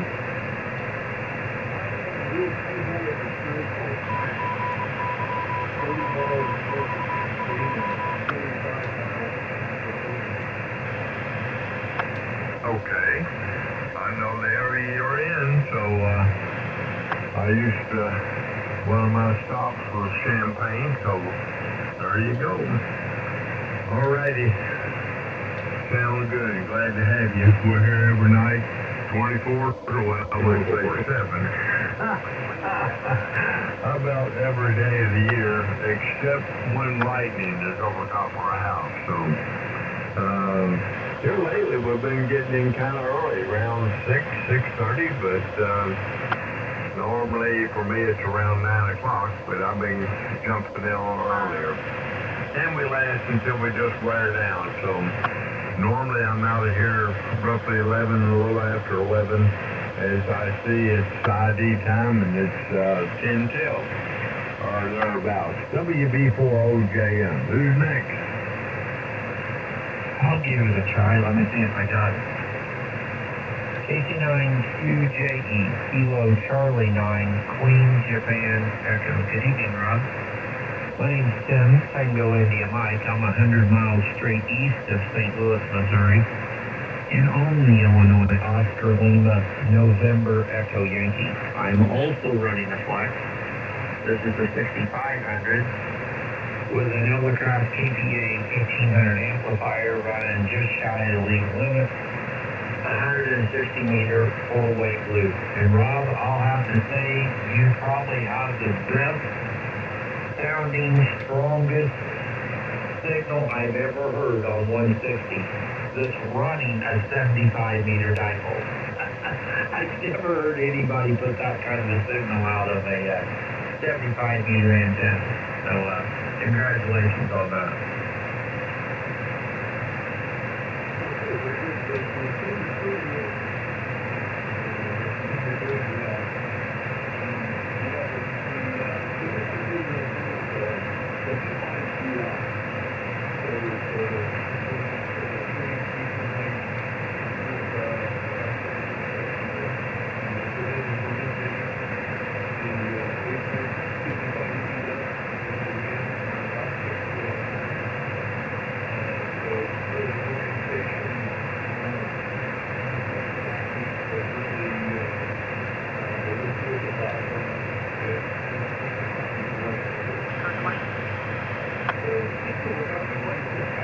Why is this thing so fucking hard?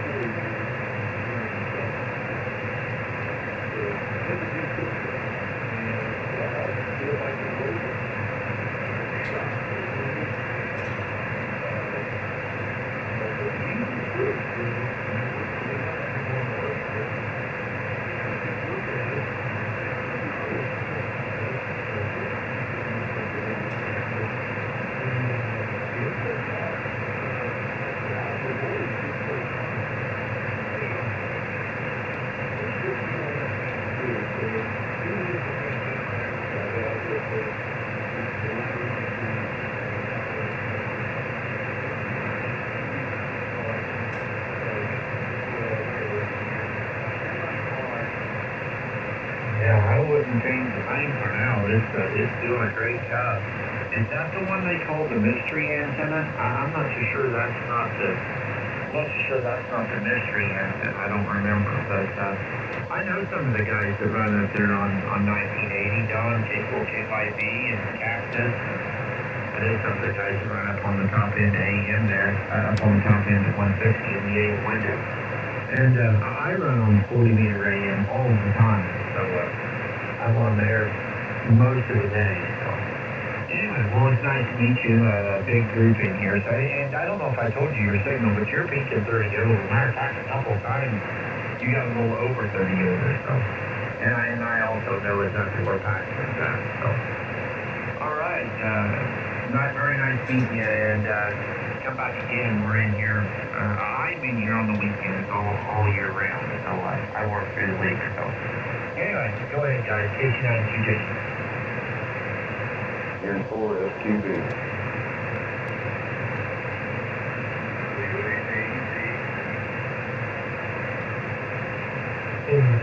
JQX, and I'm going to let her go for the night, guys. Nice to meet you, Rob. Come back again. And y'all, everyone on here, have a good night. We'll see you tomorrow night. JQX for the fun. Good night, Al.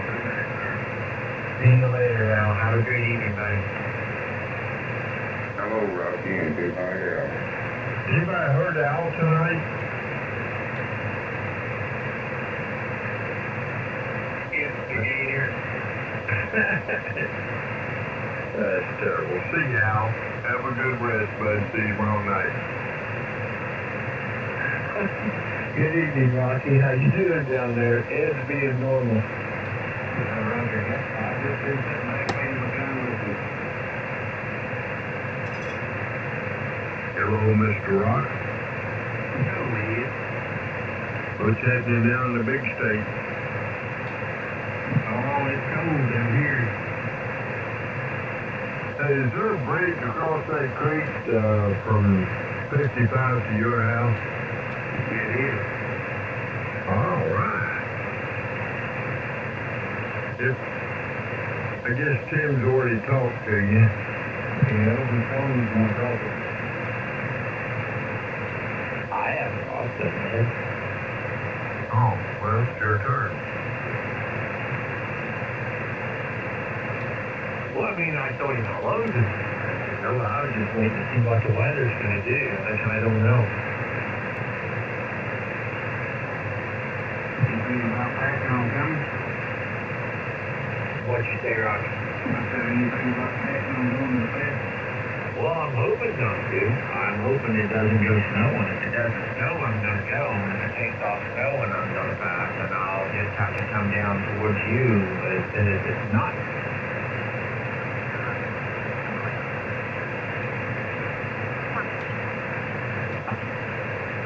I told Gracie a little snow wouldn't bother me, and she said, you ain't going. Well, crap's gonna hit the fan blade, if you know what I mean. Yeah, dude. If it's under 6 foot, I'll go. Wait a minute. If it's under 2 inches, I'll go. It probably won't amount to anything, I doubt. I hope not. For everybody's sake, I hope the Hamfest is a success and they don't get snowed out.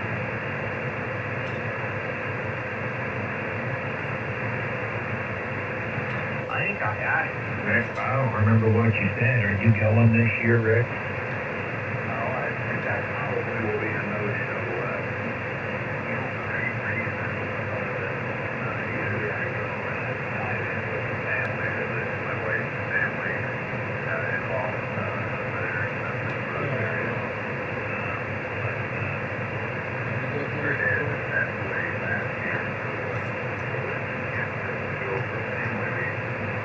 And, like you guys, thinking about the snow and the cold and all that. So I may or I may not, but it'll be a last minute decision. I understand. Well, if you do, I look forward to meeting you here. Me too, you too.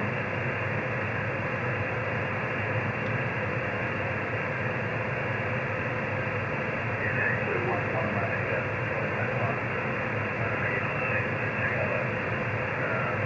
probably a 6.5, 7 hour round trip to me, and just in Prometheus over the mic, so I can't work on it here in the next few weeks. And I'm just kind of waiting for it to get, where the weather is a little more amenable and not as scary, so that's more in the priority list than going to the Hamfest.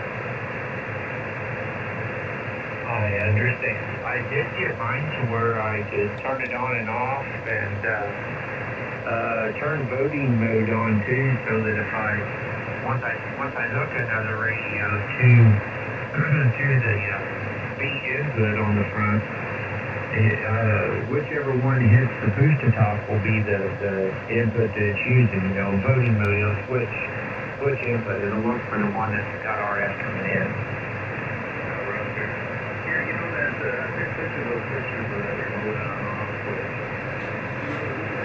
I had no clue, looking through the manuals and everything, I don't see anything about that thing, or, what you're supposed to be listening to and do.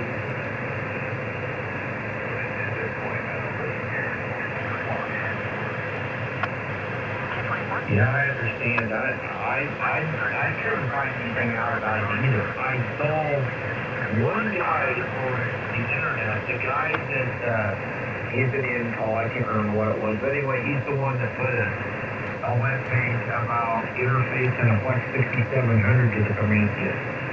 And I saw it sitting on his desk, but he never really says anything about it. So I don't know what it's for. That's the only other one I've ever seen.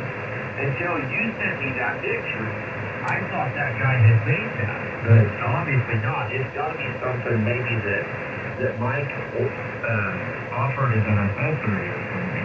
Just rare. Yeah, the guy I bought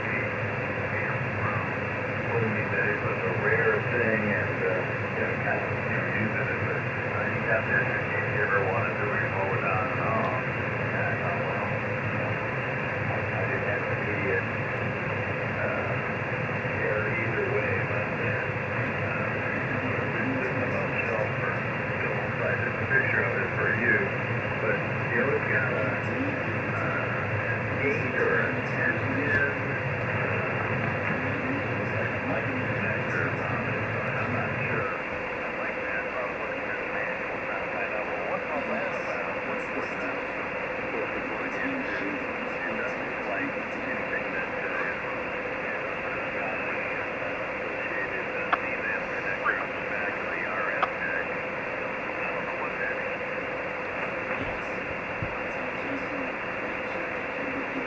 Yeah, I don't know. It surely has to do some other function to have that many pins. I don't know. Hard to say, I guess.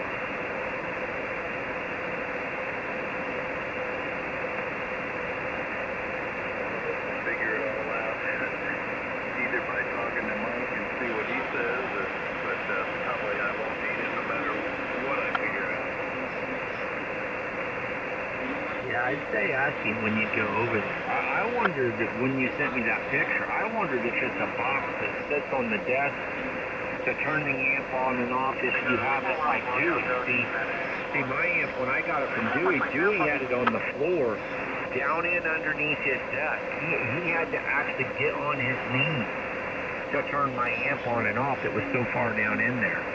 I wonder if that's all it is, if it's just a cable that just goes to power up the amp, and that's it, it just kicks it on.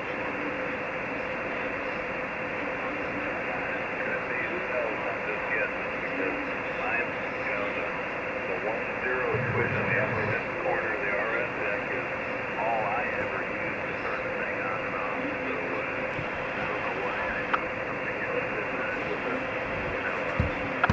a big old switch in the middle of it. I mean, that's because I've got the power supply fans get a little annoyingly loud, and I think, well, I'm right on the other side of the wall. My utility room, water softener, my air handler for the HVAC unit, all that is in that room. It'd be, very simple to pass the cable through that wall. If I wanted to, put the power supply in that room.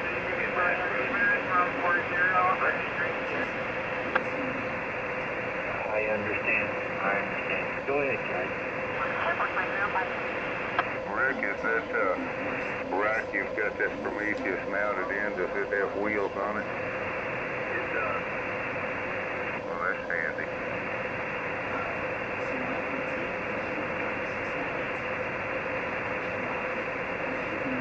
So it'd be simply a matter of rolling it into the utility room and passing the cable through the wall. Power supply and the RF jack in that 19-inch rack. So yeah, I'm still going to get the RF in and RF out of the antenna, back to the tuner, all that stuff. It might wheel the whole thing into the utility room.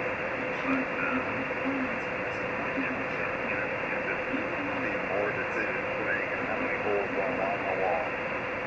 I got you.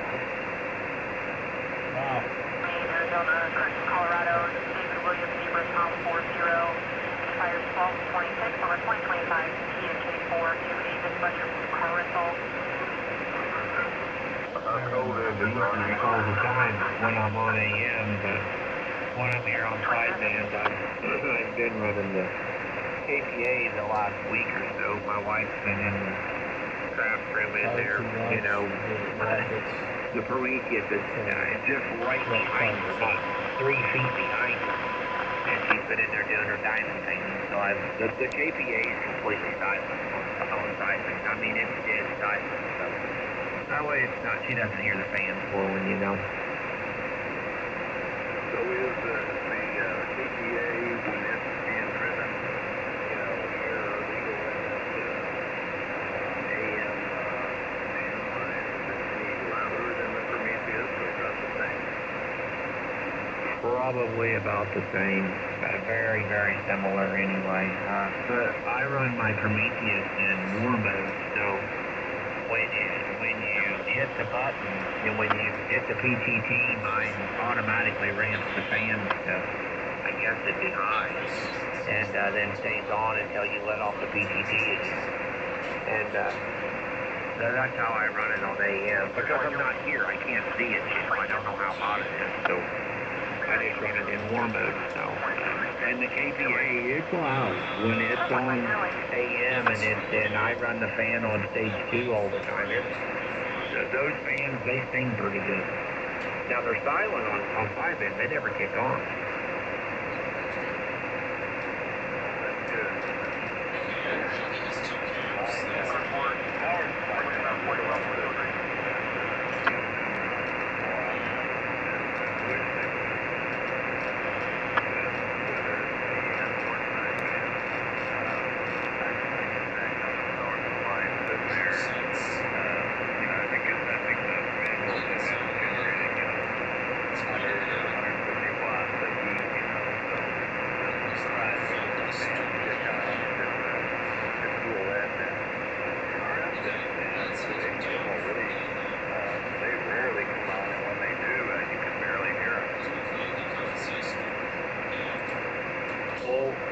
Dewey told me when I bought this that he bought some kind of fan from Mike, the way I understood it, some kind of upgraded fan for this thing. I don't know if they was a higher output fan or if they was a quieter fan. I don't know which he was talking about.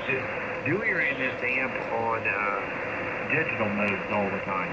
He was big in digital mode. Okay, well, another thing I'll have to ask Mike about next time I get one of his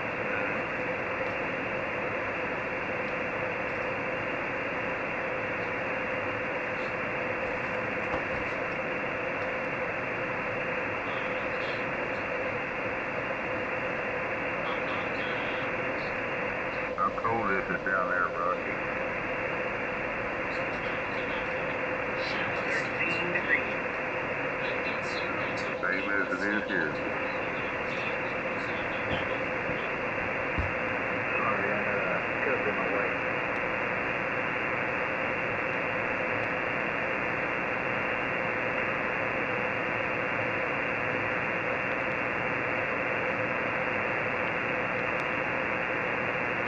Well, it just turned over 14 degrees. Oh, okay. The only good thing about this, it takes my pretty cold each way down, so that I don't feel as bad about rolling over and going back to sleep in the morning when I wake up. And you either hear the wind blowing or look at my phone and see how cold it is. I don't want to get up and get out in it anyway. Yeah, I understand. What did you say, Roger? Is the shadow of the water tower on your head? Yes, sir. Okay.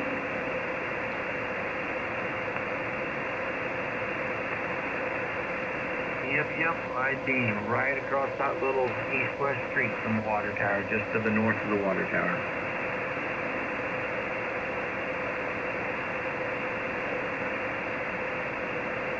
Well, just in case, I was looking kind of up there and closer. I don't know, looks like I guess it's best just to go, let's see. Yeah, let me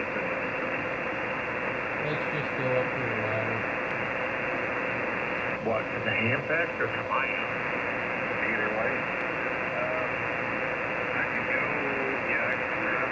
Last time I come up, let's see my phone. This time I'll take it up on 55. But I don't know which way I should go.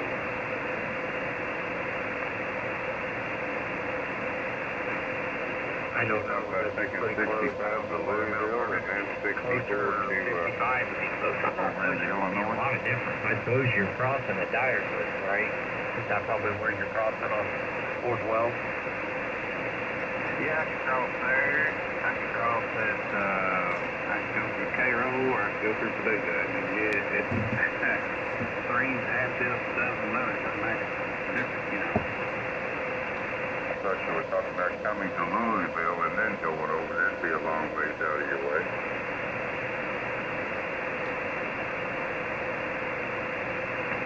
No, I could come on through this way. I come up.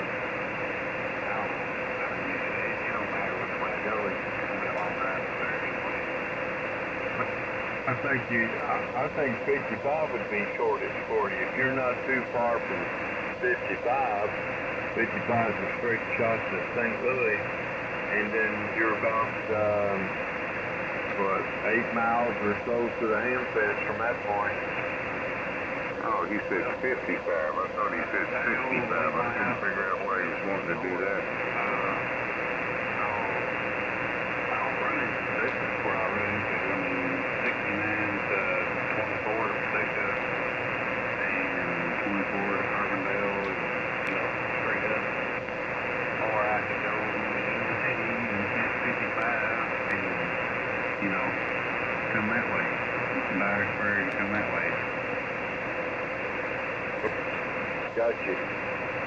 How far are you from 55?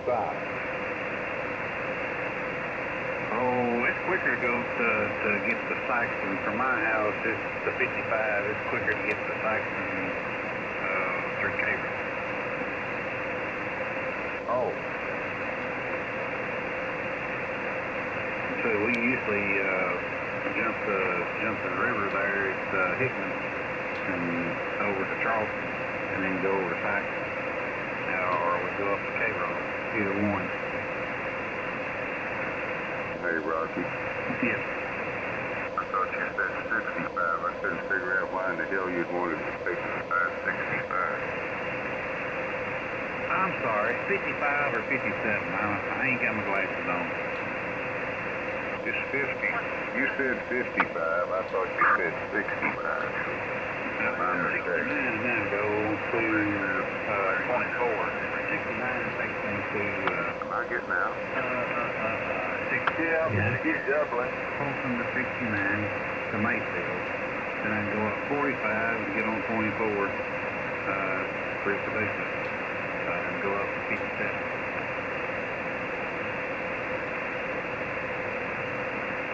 I don't think you ever did hear what I said. 65, 50, yeah. Never mind. No, I won't get on 65. I didn't think that would be a good way to go. I may have said 65, but I didn't mean it. Okay. I would and I'd try 57. That's up to you. That's how I would drive it from your house. Depends on which way is shortest and fastest.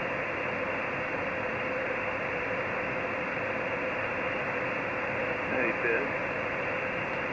Yeah. Doug or any of those guys from 80 meters are going to show up at campus? No. Well, the only one down there that says they're going is, Jim Bowen, is that his name? KZ9 something. Ed, what is his name? Yeah, Jim lives up in, up far by Springfield. I can't even think of the town. Taylorsville. There you go. Jim Bowman will be down. Yeah, that's the only one, Rick. The rest of them aren't going to. Harry's not coming up. He's been up before, but it's a pretty good drive for him. Yeah, is this Jim's name Bowen or Bowman? What about Bowman? Is it Bowman or Bowen? Bowman. Okay, I got it now. Oh, they all just call him the JD for some reason, so I didn't know.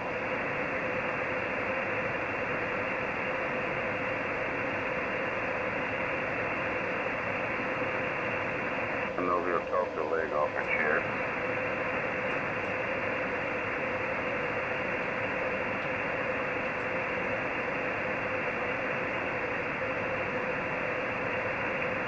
Matt, Here you go, Rick. That's none of the guys that you usually talk to down there. See what it says, yeah. I'm just curious. I never met any of them. Only one of them I ever met is Doug. Oh, really? I thought you guys were all distant cousins or something. Now, I've talked to him for a long time, but I've not met. Doug came up here and picked up a plow one time, and I met him on that trip.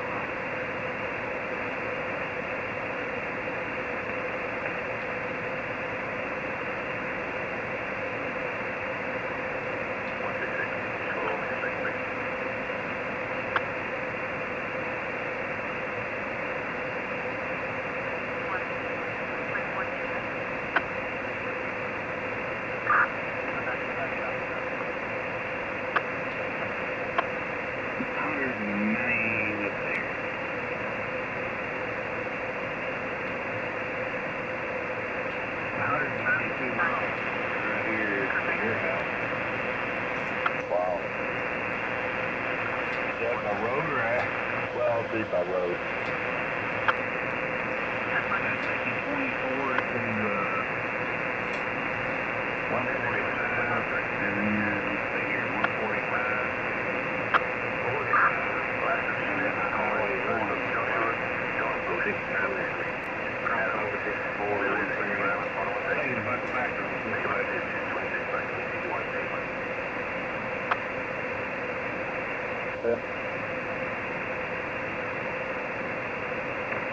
There he is.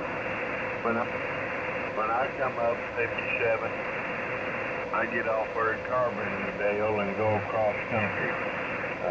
Saves quite a bit of time and stuff, but it's a 2-lane road and it's a long trip. It takes about an hour from Carbondale, well, about an hour and 30 minutes from Carbondale to here.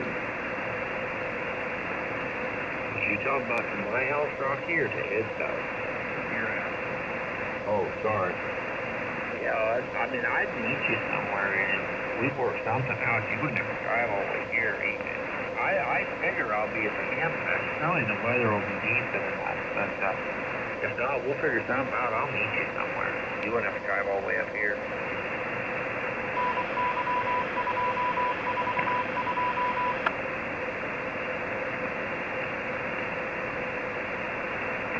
Yep, we just wing it and see what happens. Then we'll worry about it. And if it doesn't work like we expected it to, just remember, it's Ed's fault. It'll be my fault. It sure is. Not supposed to let the snow get anywhere close to Carbondale this coming weekend. When it goes south, we want to make dang sure it goes way down south of Memphis. Well, if they're talking about it, they're going to be that far south. Well, it depends on which map you look at. They got two of them. One of them is going to be at the bottom of Tennessee, and the other one shows here that it's going to be just a little south of us, but we'll get snow. Yeah, or Are you riding with Cliff this time? Well, yes, so far. Like I said, if it snows and it's heavier down around Cliff, I'm going. Gracie's going to have a fit, but too bad. Are you going to drive anyway if Cliff can't make it? That's correct. Well, it depends on how deep the stuff is or how messy it is, but I sure aim to go, yes. I hear you.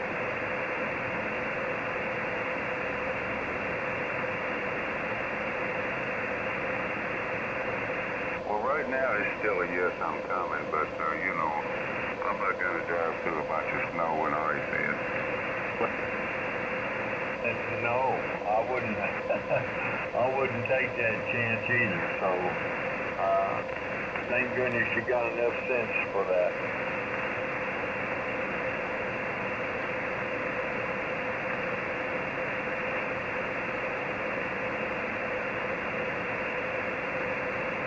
Well, Patty's coming with me, you know, and there's no way if we were to get stuck somewhere, there's no way that she could walk anywhere.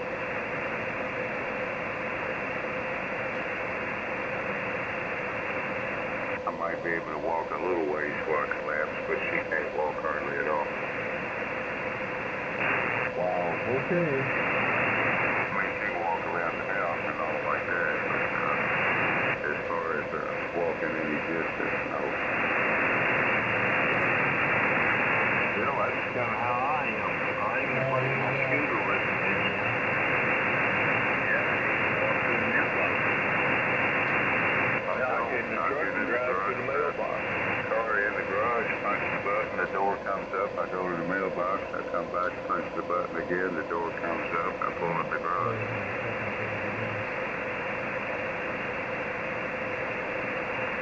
I'm sure that you do the same thing if your driveway's long. I've not seen your driveway. Yeah, a couple 100 feet. 70 feet to my mailbox from the house, but I drive the truck out there too.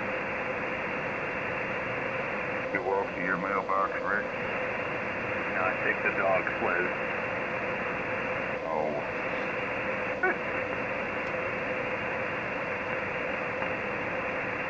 No, actually, I let Cheryl walk out to the mailbox. Attaboy. What a man, what a man. She seems to enjoy it somewhat. Well, what about a daddy cat report real quick? Well, I'm sad to say we haven't seen Daddy Cat for a couple days now. He was showing up pretty regularly, but the last couple days when it's been blowing and going and colder than all get out, he hasn't been around. I'll be dang. Well, maybe he's got a better place to winter when it's really cold. Oh, that's what I tell my wife. She's fretting about it. I said, there's some sucker on the street here that's letting him in the back door when it's cold out. That's more than likely correct.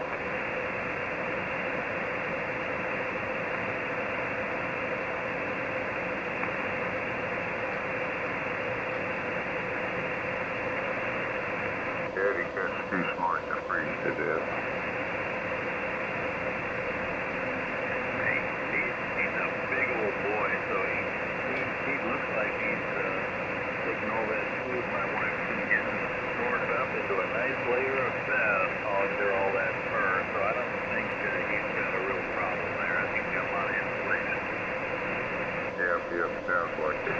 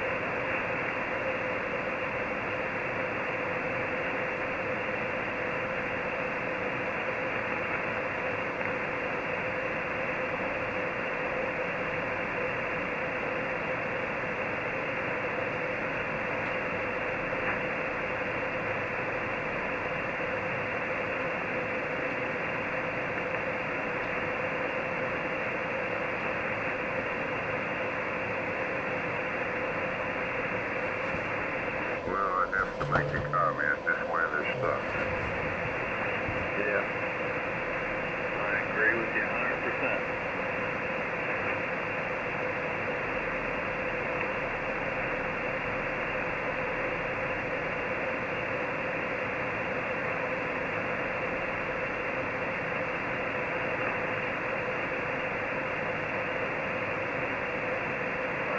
I have seen it a lot worse in terms of depth of snow in this area, and I'm just happy that we haven't got that big snow yet this year.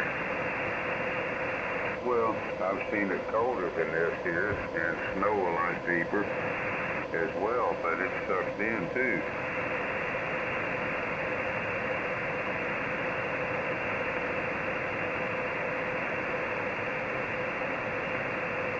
We haven't really had much snow. Oh, and I'm hoping to get my tractor back here this coming week and be ready for whenever that snow comes. Still ain't got it back, huh? No, they called. They said, hey, we got, I had a hydraulic coupler, they called it. They called it a quick coupler, quick attach coupler. Hooked up 4 hydraulic lines with just the movement of one lever. And that thing was leaking.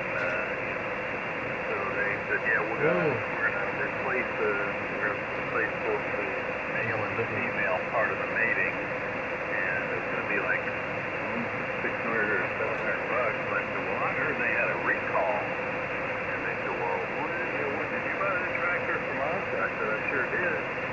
Well, they went and looked, and they said, well, the recall ran out after however many months after I bought the tractor. I said, well, hey, call Kubota and ask them to give me a little, loving. I hate to think that I paid that much for a tractor just because the recall ran out a few months after I needed it. You guys aren't going to honor it. So I said, tell them I want some goodwill.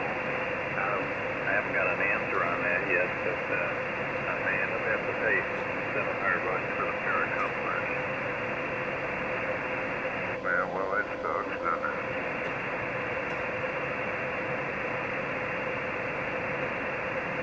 Moral of the story is you should have took it in for the recall.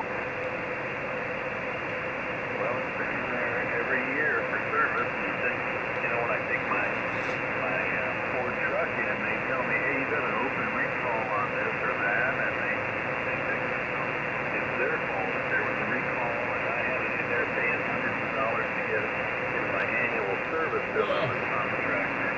So why didn't they let me know then? Well, I'd point that out to them. You're right, it is their fault if there was a recall on it, and you had it in for service every year. I might pick up a little fuss over that one. Well, that fuss is coming. I think about it every day.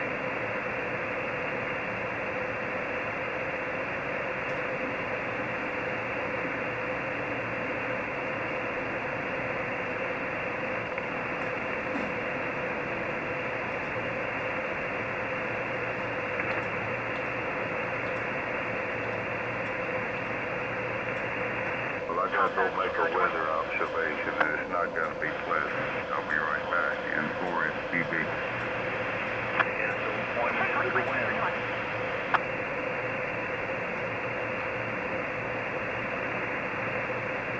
All right, well, gentlemen, I'm going to take this opportunity to dug out for the night, and I'll look for you all tomorrow night from 73 to Hall Creek. It's W880 Tango QRT.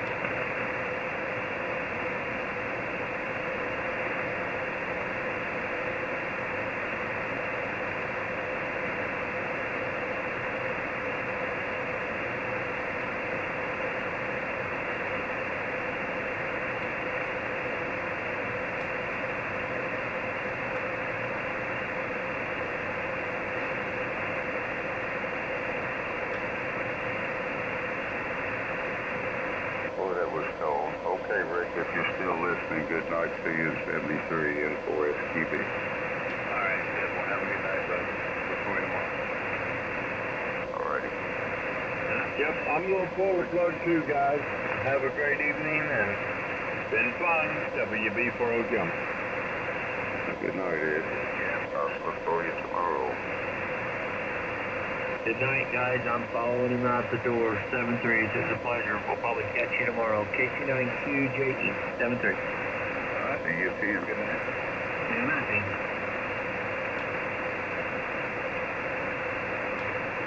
Well, it looks like you and me, Rocky.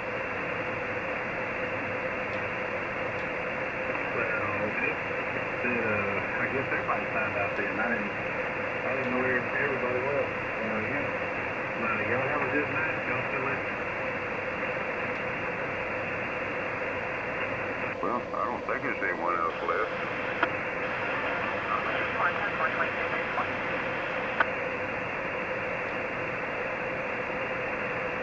Yeah, I haven't even seen the weather. I don't know what time y'all been talking about snow on this, I think, but I don't know what it's going to do. I hope it just gets cold and warms back up and stays warm.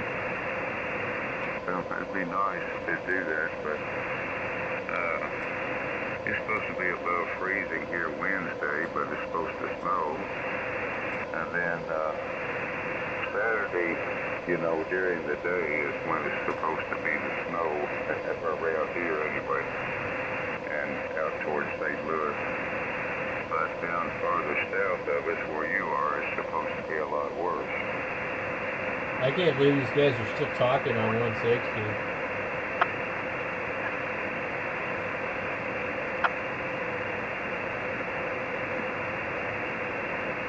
That's according to the models they have out now. All that can change one way or the other before the weekend. Well, I hope it does, because I ain't got roofs ready. You got what? I've already got rooms ready.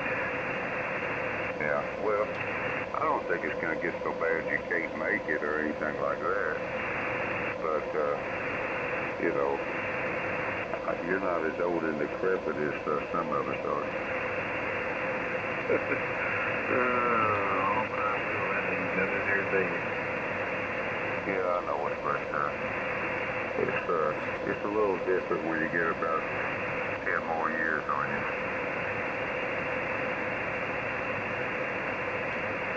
And especially the wife, she won't let me go unless she goes with me. And she's 3 years older than I am. She'll be 78 pretty soon. So, it's just a big chance to take for us for not that much return. I'd love to see everyone. But we may or may not make it. If it snows, if it's going to be snowing, we're not going to go. Well, I understand.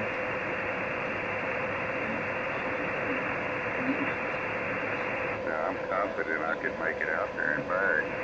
If it was snowing, it might take me a long time, but I can do it.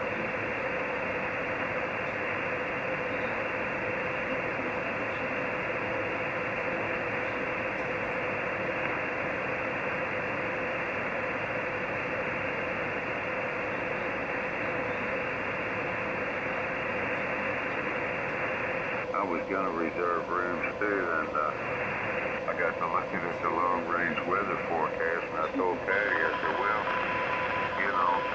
we probably won't save over $10 a night by reserving it early. So let's just wait and see what happens. So we haven't reserved our rooms yet.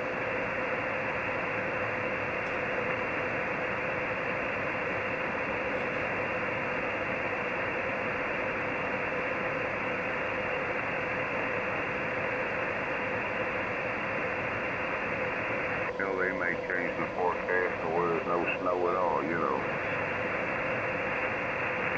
Yeah, brother.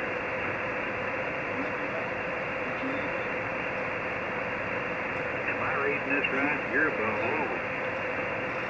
Yes, I am above Louisville. 28 miles northeast of Louisville, halfway between Louisville and Madison, Indiana. Yeah, I'm reading it right. Yeah, you got a long trip too. Yeah, it's about 4.5 hours to Collinsville.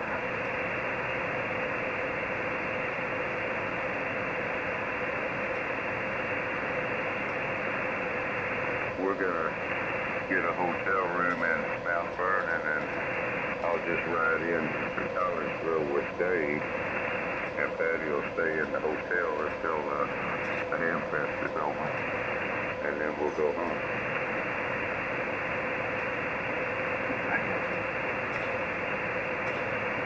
Kind of a tradition. That's the way we've done it, you know, the several times that I've been out there.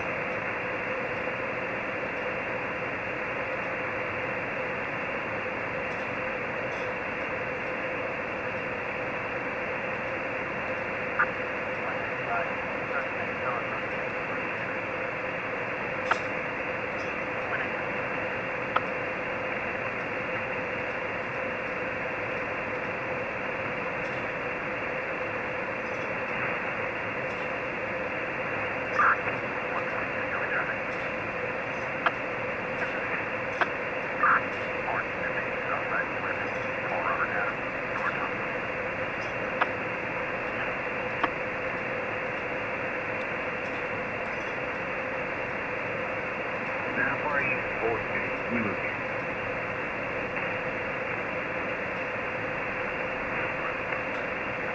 Two hours from Horse Cave, down I-65.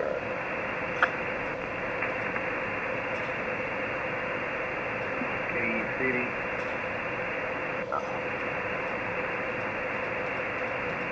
My uncle used to live there. Yeah, it's not too bad a ride to Cave City. Maybe not quite 2 hours, maybe an hour and 45 minutes or something.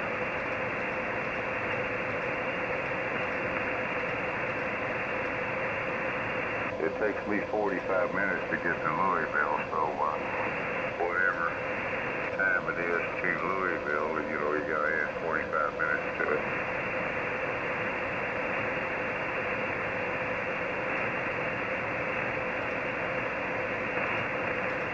You used to help them run in the 80s. Used to do what? Did you get to run 11 meters in the 80s? Yes. You probably talk. All out of Robert Madison. Okay, who, you? Robert Madison. We probably talked to my uncle. Oh, yeah, okay.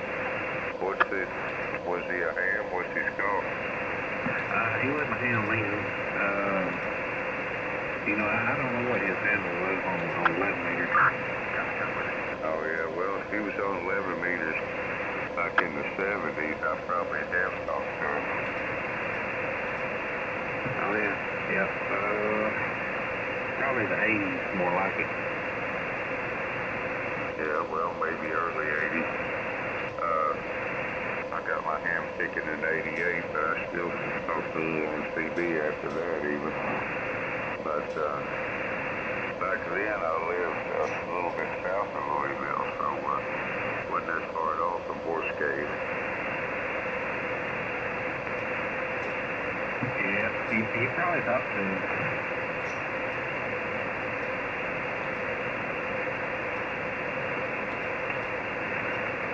He's your uncle? He's still living? Oh, yeah. Yep. He lives in Colorado now.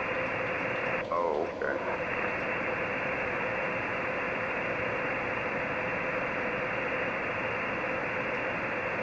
Well, if you talk to him, ask him if he remembers a sea beer with the handle of oil slinger.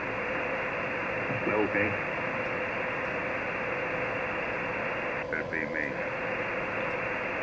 You got a DX number or anything? No, I don't have a DX number, but my CB call was KBOU 5330.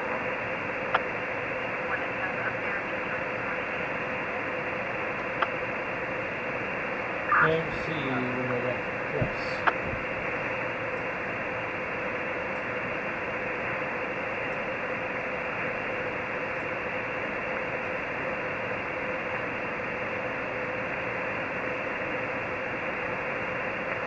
Boulder City.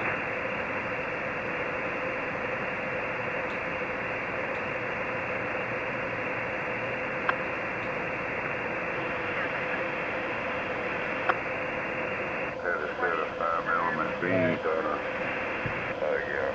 50-foot tower. So, I could work for a skate pretty easy. Yeah, I think he had a hiccup with Lynn right here at church. He kind of managed it. Yeah, he had a pretty good second too. That's why I said I'm pretty sure y'all probably worked each other. You just didn't know it. I probably did, and I might even remember him if you could remember what his handle was.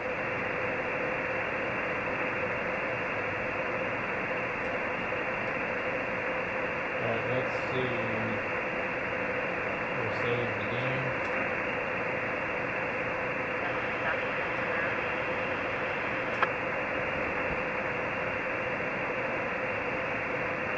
And I think I'm level 10 or 11. Yeah, it is.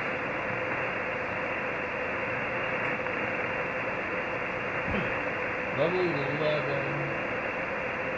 Anyhow, Rocky, it's about time for me to check out downtown, run down to 80 meters and say hello to those guys for a few minutes. So, I'm gonna, I say 73s to you and look for you another night, okay?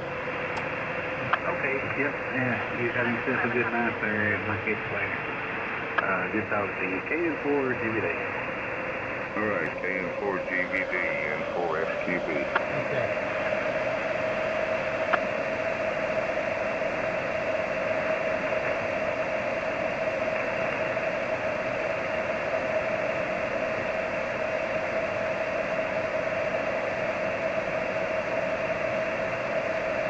Good enough for me. That was a lot of work. These guys sign off, maybe?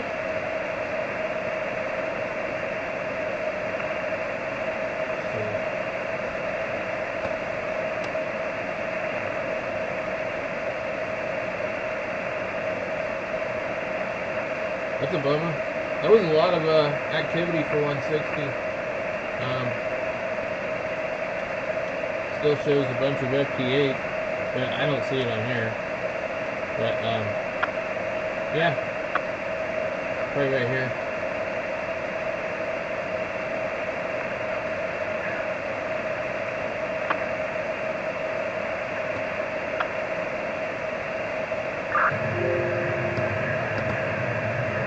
That was pretty cool.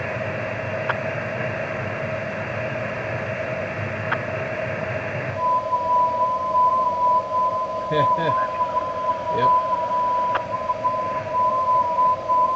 Alright. I think that's the end of 160 meters.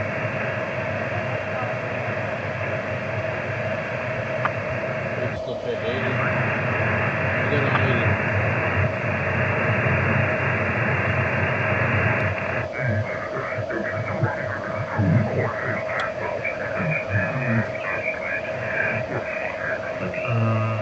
Meters. Make it in several. I guess that's, lighter duty. They make a P and an M. And I don't remember which one is stronger. 3715. I think, let's see here for an M. Yeah, but this stuff is super strong. Well, here's one. It's a Mastrand P. Okay. Braking strength 440 pounds. Okay. It's 2.6 millimeters in size. 100 meters or 330 feet long is $35. Yeah. Okay. I think I see it. Yep. Wow. And that's all you need. This stuff does not stretch. It doesn't mildew. Okay. It's abrasion resistant. It's so flexible you can tie it around egg insulators. And you can put this stuff up through your tree, and you can put it through these little block pulleys that I just showed you. And with that system, you can lift 400 pounds of stuff that's 3 millimeters and weighs 7/10 of an ounce. Wow, excellent. Well, this is a lot better than the crap you buy at Home Depot. Oh, for sure. Like I said, once you get it, I don't buy anything else. I don't buy, people like Paracord, people like Dacron. The Dacron, the stuff comes out in chase. Even like putting wire up, if you wanted to use wire, the UV stuff comes off of it. And this stuff is absolutely phenomenal. And if you want to see it, you can go down the page. You can buy it in yellow reflectivity, same stuff, 3 millimeters, 100 meters is $39 if you want it in yellow, but you probably want the black stuff with the blue stranding because basically it'll hide. Yeah, I prefer it to not be an eyesore from the standpoint of the XYL and neighbors. So, all right, well, I've got some raw material here to play with. Come another, 5, 6, 7 weeks from now, it'll be prime season for that before the leaves get on the trees, where we get a few nice days. I could play with antennas in my backyard. Yeah, and the P stuff is stronger. So, like I said, it's much more expensive for the M strip.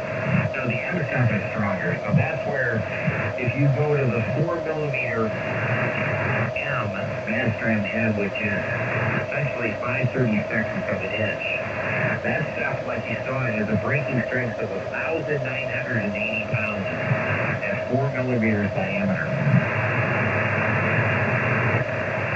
Yep. Wow. Well, that's plenty. Plenty strong. And, I guess you do have to pay attention to the specs of the pulleys because, you can get into a situation where the rope jams in there if the line is too thin for the pulley. It might work fine on the ground, but then you get it up in the air and it gets caught up there, and that's not a good thing. Yeah, if you look at these pulleys, there's zero clearance on these blocks, so you can't wedge this. Even though this stuff is only 2.3 or 3 millimeters, it won't jump and wedge. Yep. Well, I think project number 1 is to restore my loop antenna. I had a 40-meter loop in the vertical plane, and that worked really well. I also could put up something approaching 100 feet of a loop, not in the vertical plane, but in the horizontal plane. And I could even go much longer than that if I here to use the overhanging line from my neighbor's tree over my driveway, get a foothold there. I could utilize that and make a bigger loop. So there's things I'm toying with, Richard. Okay, well, the last thing is, have you ever used this wire from Davis RF? No. Okay, third website. This is the only three things I ever use. Why? Because they're fantastic. Go to davisrf.com.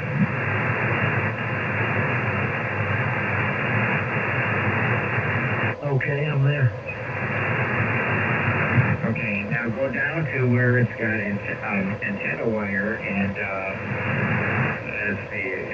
you go into amateur products, and then click on antenna wire. And then go down from antenna wire to the bottom where it says polystone.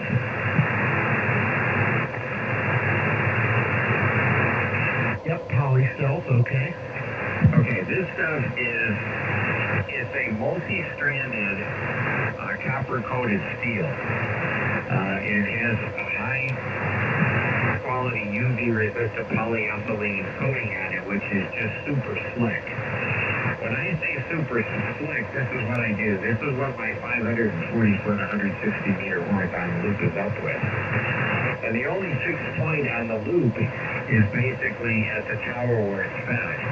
On every other telephone pole where this thing is supported, I just take an egg insulator and I tie one end of the egg insulator to the rope that goes through the pulleys to raise it, and the other end just has the wire floating through it. It's not even suspended.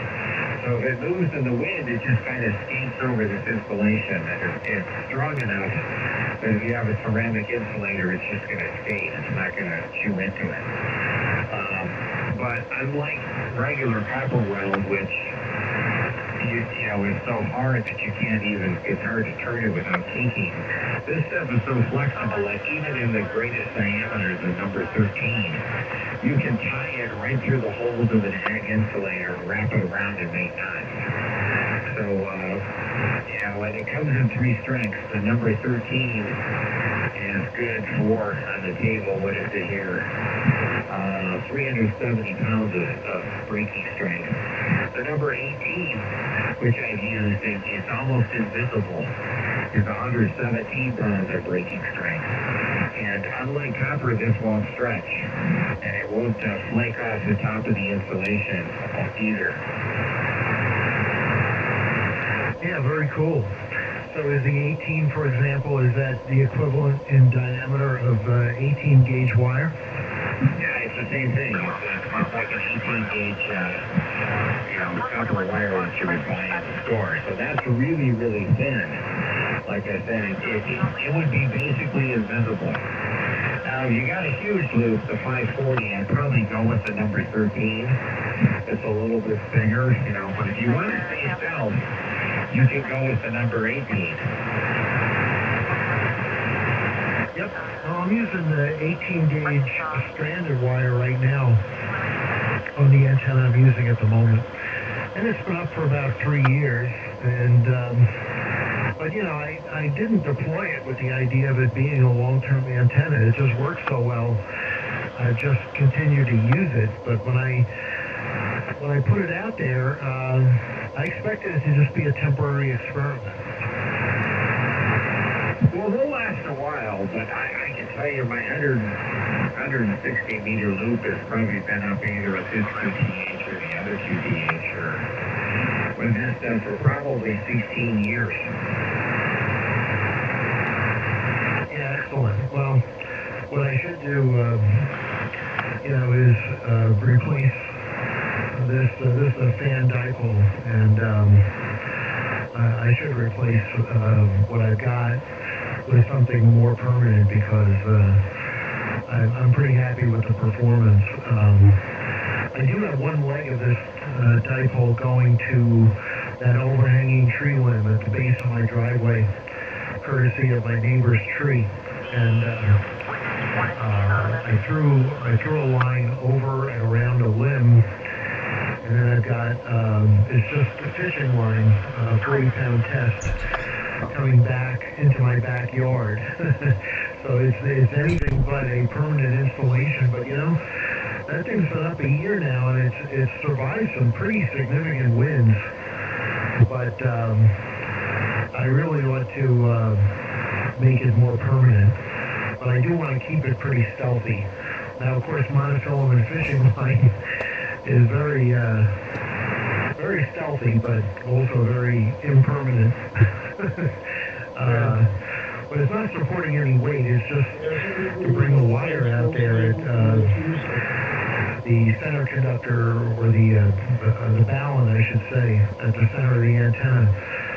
That's not being supported by fishing line, of course. But the end of the wire is ONTOP KB3BB. Well, yeah, you could replace, the end of it with a 2.6 millimeter master again. It'll be their techniques for now. And you'll be good to go. But like I said, these, if you use these three things together, you will have antennas that are very durable and very light and don't stretch. Yep. Well, that's pretty important. I guess you find an antenna over time that does stretch will the resonant frequency will keep going down on you. Yeah, the best thing you can do it. You're lazy, or you get other things that go on, or just you up and down. So these are the three things I use, Bob. These pulleys. The answer is, if you put it up and you get it the way you want it, if you're reaching mine, the next guy is going to be taking it down.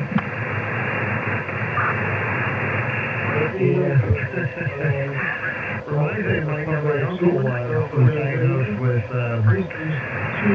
prostate cancer. He must have been about 78 years old, and I guess it was very slow growing, and in those days, the doctor told him, Lou, something else is going to catch you first. And he was right. My uncle lived to age 100, and he died of something else. So there you go. When you use the right materials here, it's a similar situation. All right, Richard, let me get out of here, buddy. Thank you so much for these recommendations. I'll definitely stock up on some of this stuff for my playtime in the backyard. It's always 988 KB3BP. KB3BP, yeah, and the trap ski, the guys who own it are really, really good.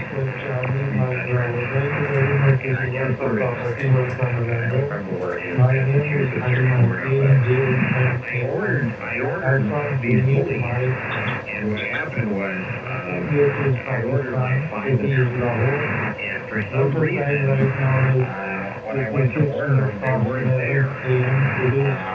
The website said they were there, but it didn't work out. So I left a note, they said, leave us a note for customer service.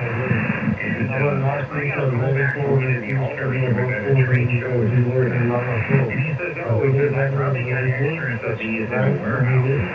He says, I'll tell you what, he says, I'll ship it to you from the warehouse, or I'll ship it from one place to the other, and we'll ship it to you. And they did it with no charge. And, he said, I don't want to leave you disappointed that you can't get these. So they were fantastic. Not only was the price good, but the customer service was fantastic. And I ordered that master end and quarter inch stuff, which is good for like 190 pounds. And that's usually like, if I'm going to pull up something on the tower that I'm going to use for a long-term support, I use the quarter inch stuff. But if it's just something that I'm going to put on the quarter inch stuff, then I go with the 3 or the 4 millimeter stuff, and I found it to be more than adequate. When I found these pulleys, I just about jumped up and down for joy because they're the lightest things I've ever seen. Like I said, there's no place between the pulley machine and the housing to get the wire stuck. I wanted to get the seat put it up on one of these poles, and it jumped out. It jumped the pulley and jammed the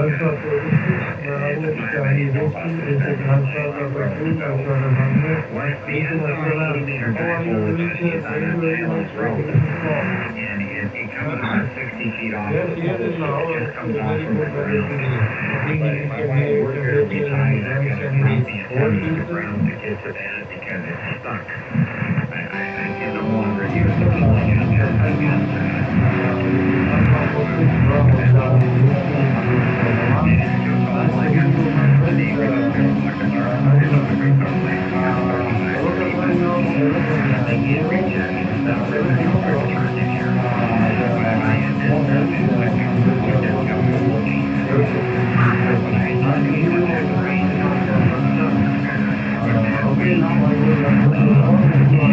this right here, just about numbers are reaching when you're missing.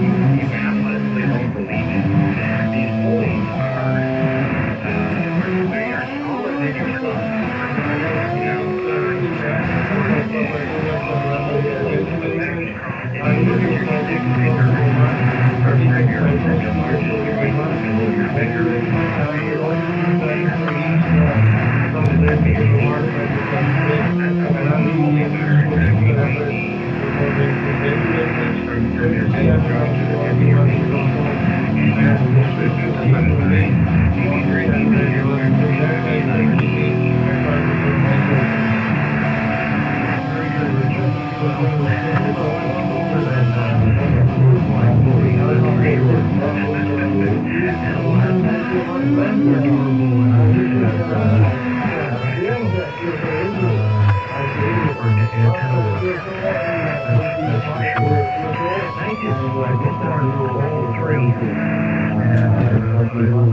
I will utilize your recommendations because I need to retool my antenna form.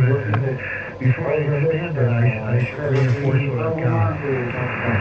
Anyway, let's hope it survives, my antenna survives the current winter. Let's see what happens. Have a good night, Richard. And thanks again. W988KB3BB. yeah, you have to survive winter, just tie your fish line to it, hold the good stuff through, and then you don't have to start plugging it. Kilo 7 Alpha Victor, this is Alpha Papa 2 Alpha November, returning your phone. Thank you very much. Sometimes I like to do this during solar storms and disturbances, like some people, you know, What do you know? have good antennas. Papa 2 Alpha November, Kilo 7 Bravo Victor. Thank you for taking my call. Name here is Bill, Bravo India Lima Lima. Talking to you from the state of Washington, west coast of the United States. You're coming through clear, 5-9, good clear signal. Talking to you on a N1KE from Sharp. It's currently 11:05 p.m. Monday evening here, and temperature is -1 Celsius. Microphone back to you. Good enough. Yes, YAVAPI. This is Alpha Papa 2 Alpha November. Thank you very much, Bill, to give me the details. I'm calling from Pakistan, city is Lahore. Local time right now is 12 p.m. 6 minutes past 12 p.m. It is Tuesday afternoon here in Pakistan. Temperature is 14 degrees centigrade.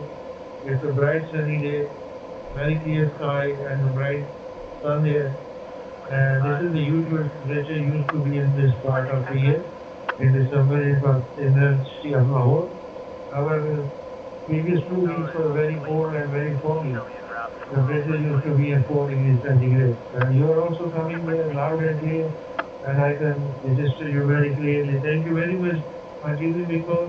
I will log you on qrz.com and request you to confirm on the QSO. It was a pleasure. I think it's 11-hour difference between Pakistan and Lahore in your city, Washington. And thank you very much. Once again, best wishes to you and your family. Have a good day ahead. Over.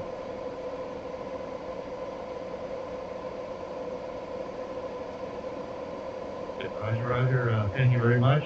And same to you. Best wishes for you and your family for 2026. All the best. And hopefully talk to you again down the road sometime. And I've got you logged into QRZ.com. And this is K7VAV. I'll be clear with AP2AN. K7VAV. Stand by.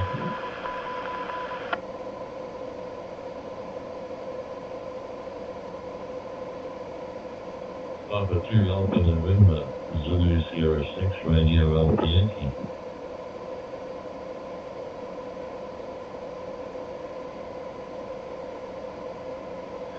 Zulu Sierra 6, Romeo, Oscar Yankee. This is Alpha Papa 2 Alpha November returning your call. Thank you very much for giving me a call. Name is Ajmal. City is Lahore. Country is Pakistan. Local time right now is 8 minutes past 12 p.m. It's Tuesday afternoon. Very bright sunny day. Mild temperature 14 degrees centigrade over to you. तो जिन लोग लेके आएंगी, ठीक है? Alpha पापा 2 alpha नवंबर, वहीं पे लग गया, हैं? वहीं पे लग गया, कोई बात, यहाँ बैठ जो है काले बैठ के।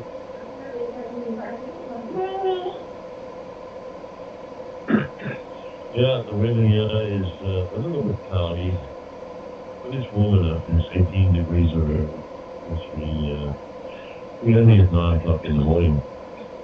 Anyway, I thought I'll just give you a shout because the last time we spoke, I see you rejected the logbook entry.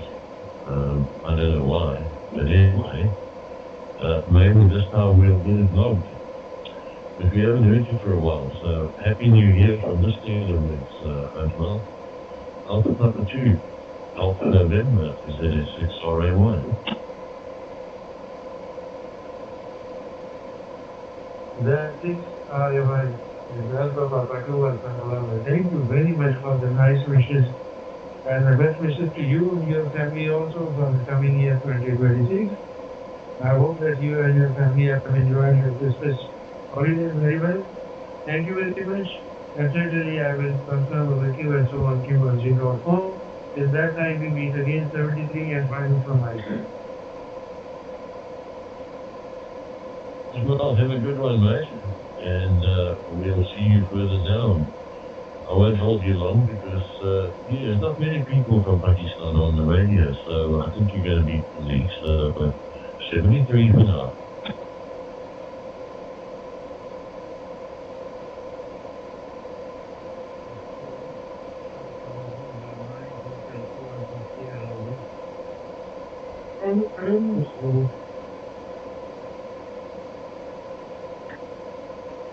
Nine Hotel 2 Alpha Sierra. This is Alpha Papa 2 Alpha November. Returning your call.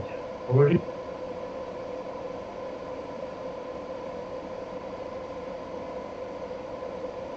To Juliet 0, Charlie White Brother now signing and going to keep it all clean.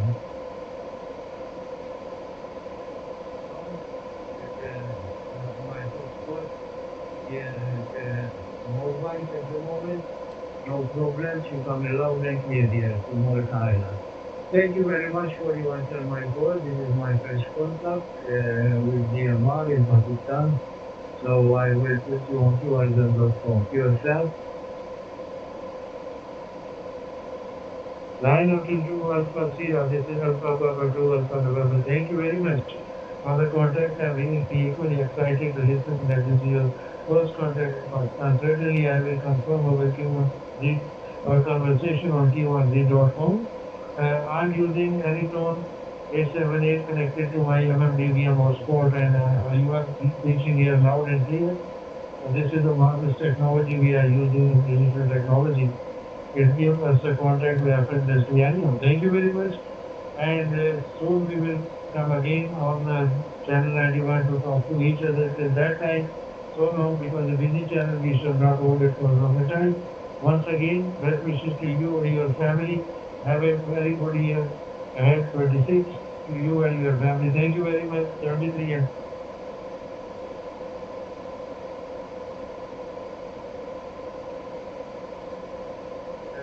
I wish you happy new year to you and your family too. Ciao, ciao from Malta. 73, thank you.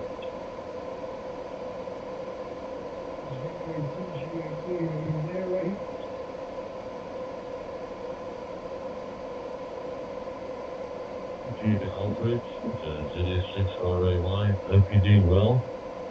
And I don't want to hold it too long yet because I think Ajmal's going to be pretty busy because he's not on the Alfred, mate. But good morning to you, Alfred. VK2 GAP, ZS6RAY.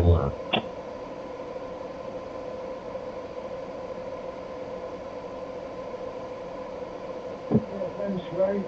And I hope you are well too.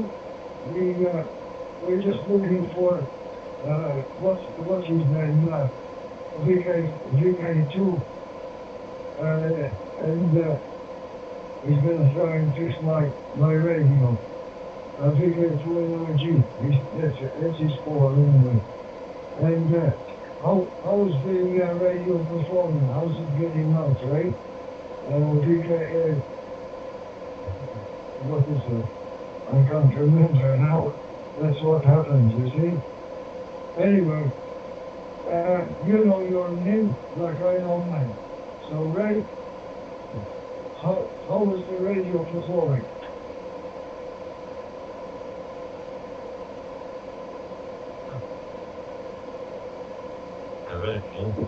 No, it sounds fine. If you didn't tell me about it, I wouldn't have known, mate. It sounded good. You're your normal grumpy self, mate. Sorry I missed you guys on Thursday. By the time I got there, I was about 45 minutes late. And I think you guys have finished up already. But no, you're sounding good, Albert.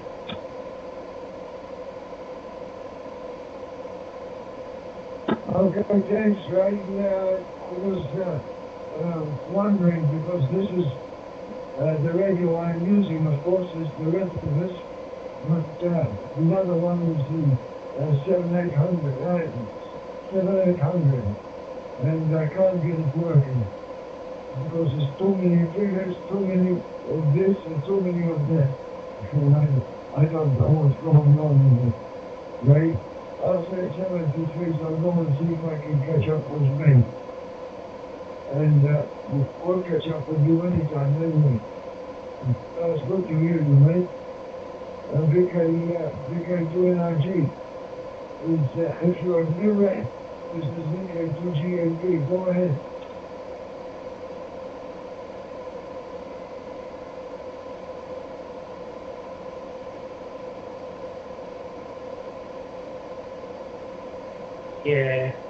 Yeah, VK2NRG, VK2GAP. No, I said the wrong way around. I'll go 50520. Okay, I'll see you there. VK2NRG 73.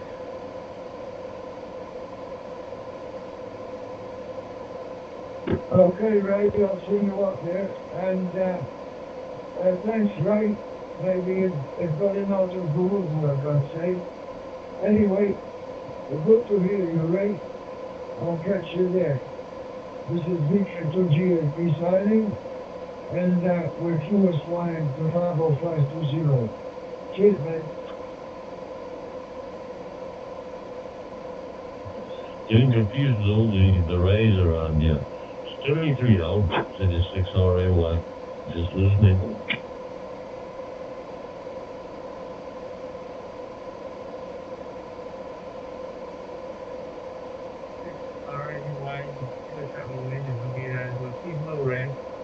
I hope you're having a good day.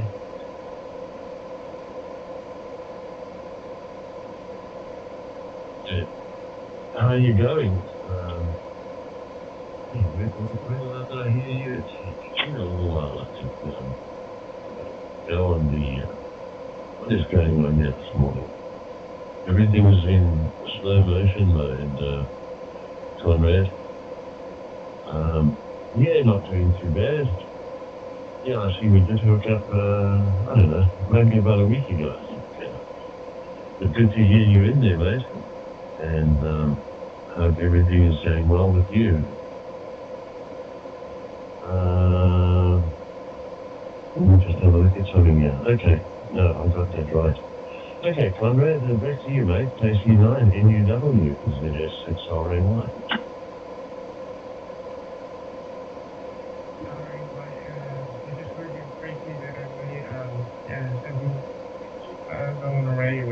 Going right with the system, occasions. So coming and going, and nobody knows who's connected to what. So I just wanted to wish you a good day. Hopefully your day is going by good, and hope that everything is here with you and your family and everything.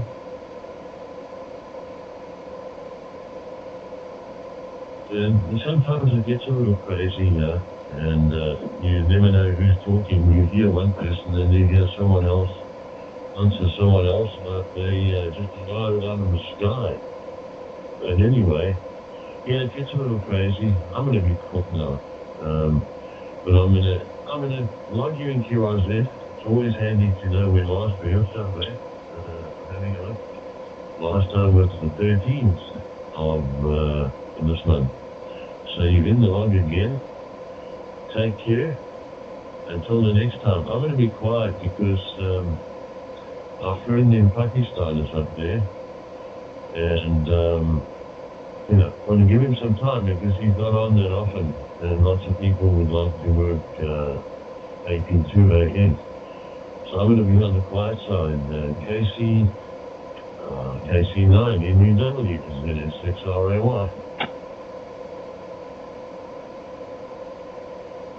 well, I can see my quick short clips, so yeah, I'm going to be quiet too. Well, yeah, have a good day. Talk to you later. Right. Bye-bye.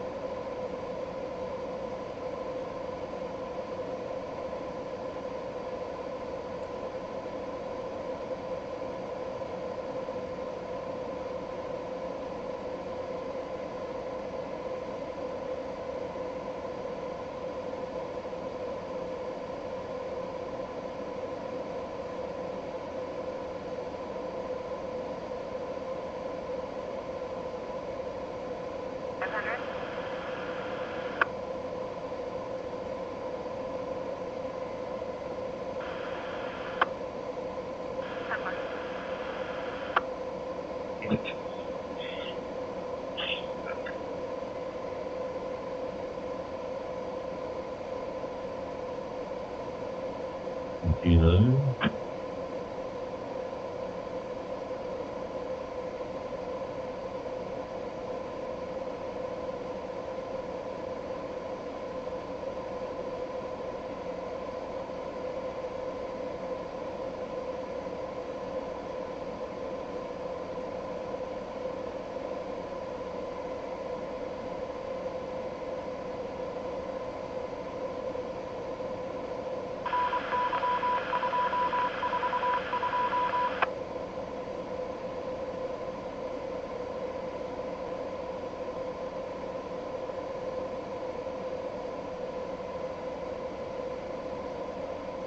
Alpha Papa 2, Alpha November.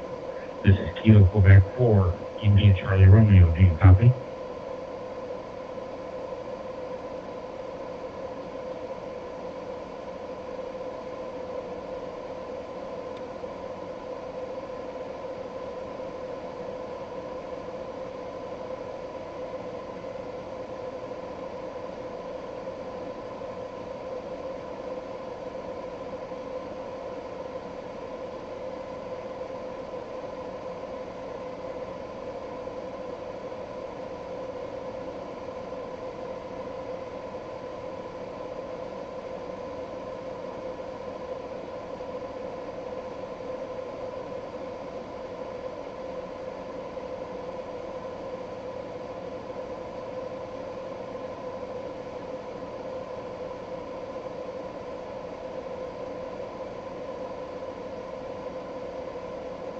Alpha Papa 2, Alpha November. This is Kilo Quebec 4, India Charlie Romeo, KQ4 ICR. Do you copy?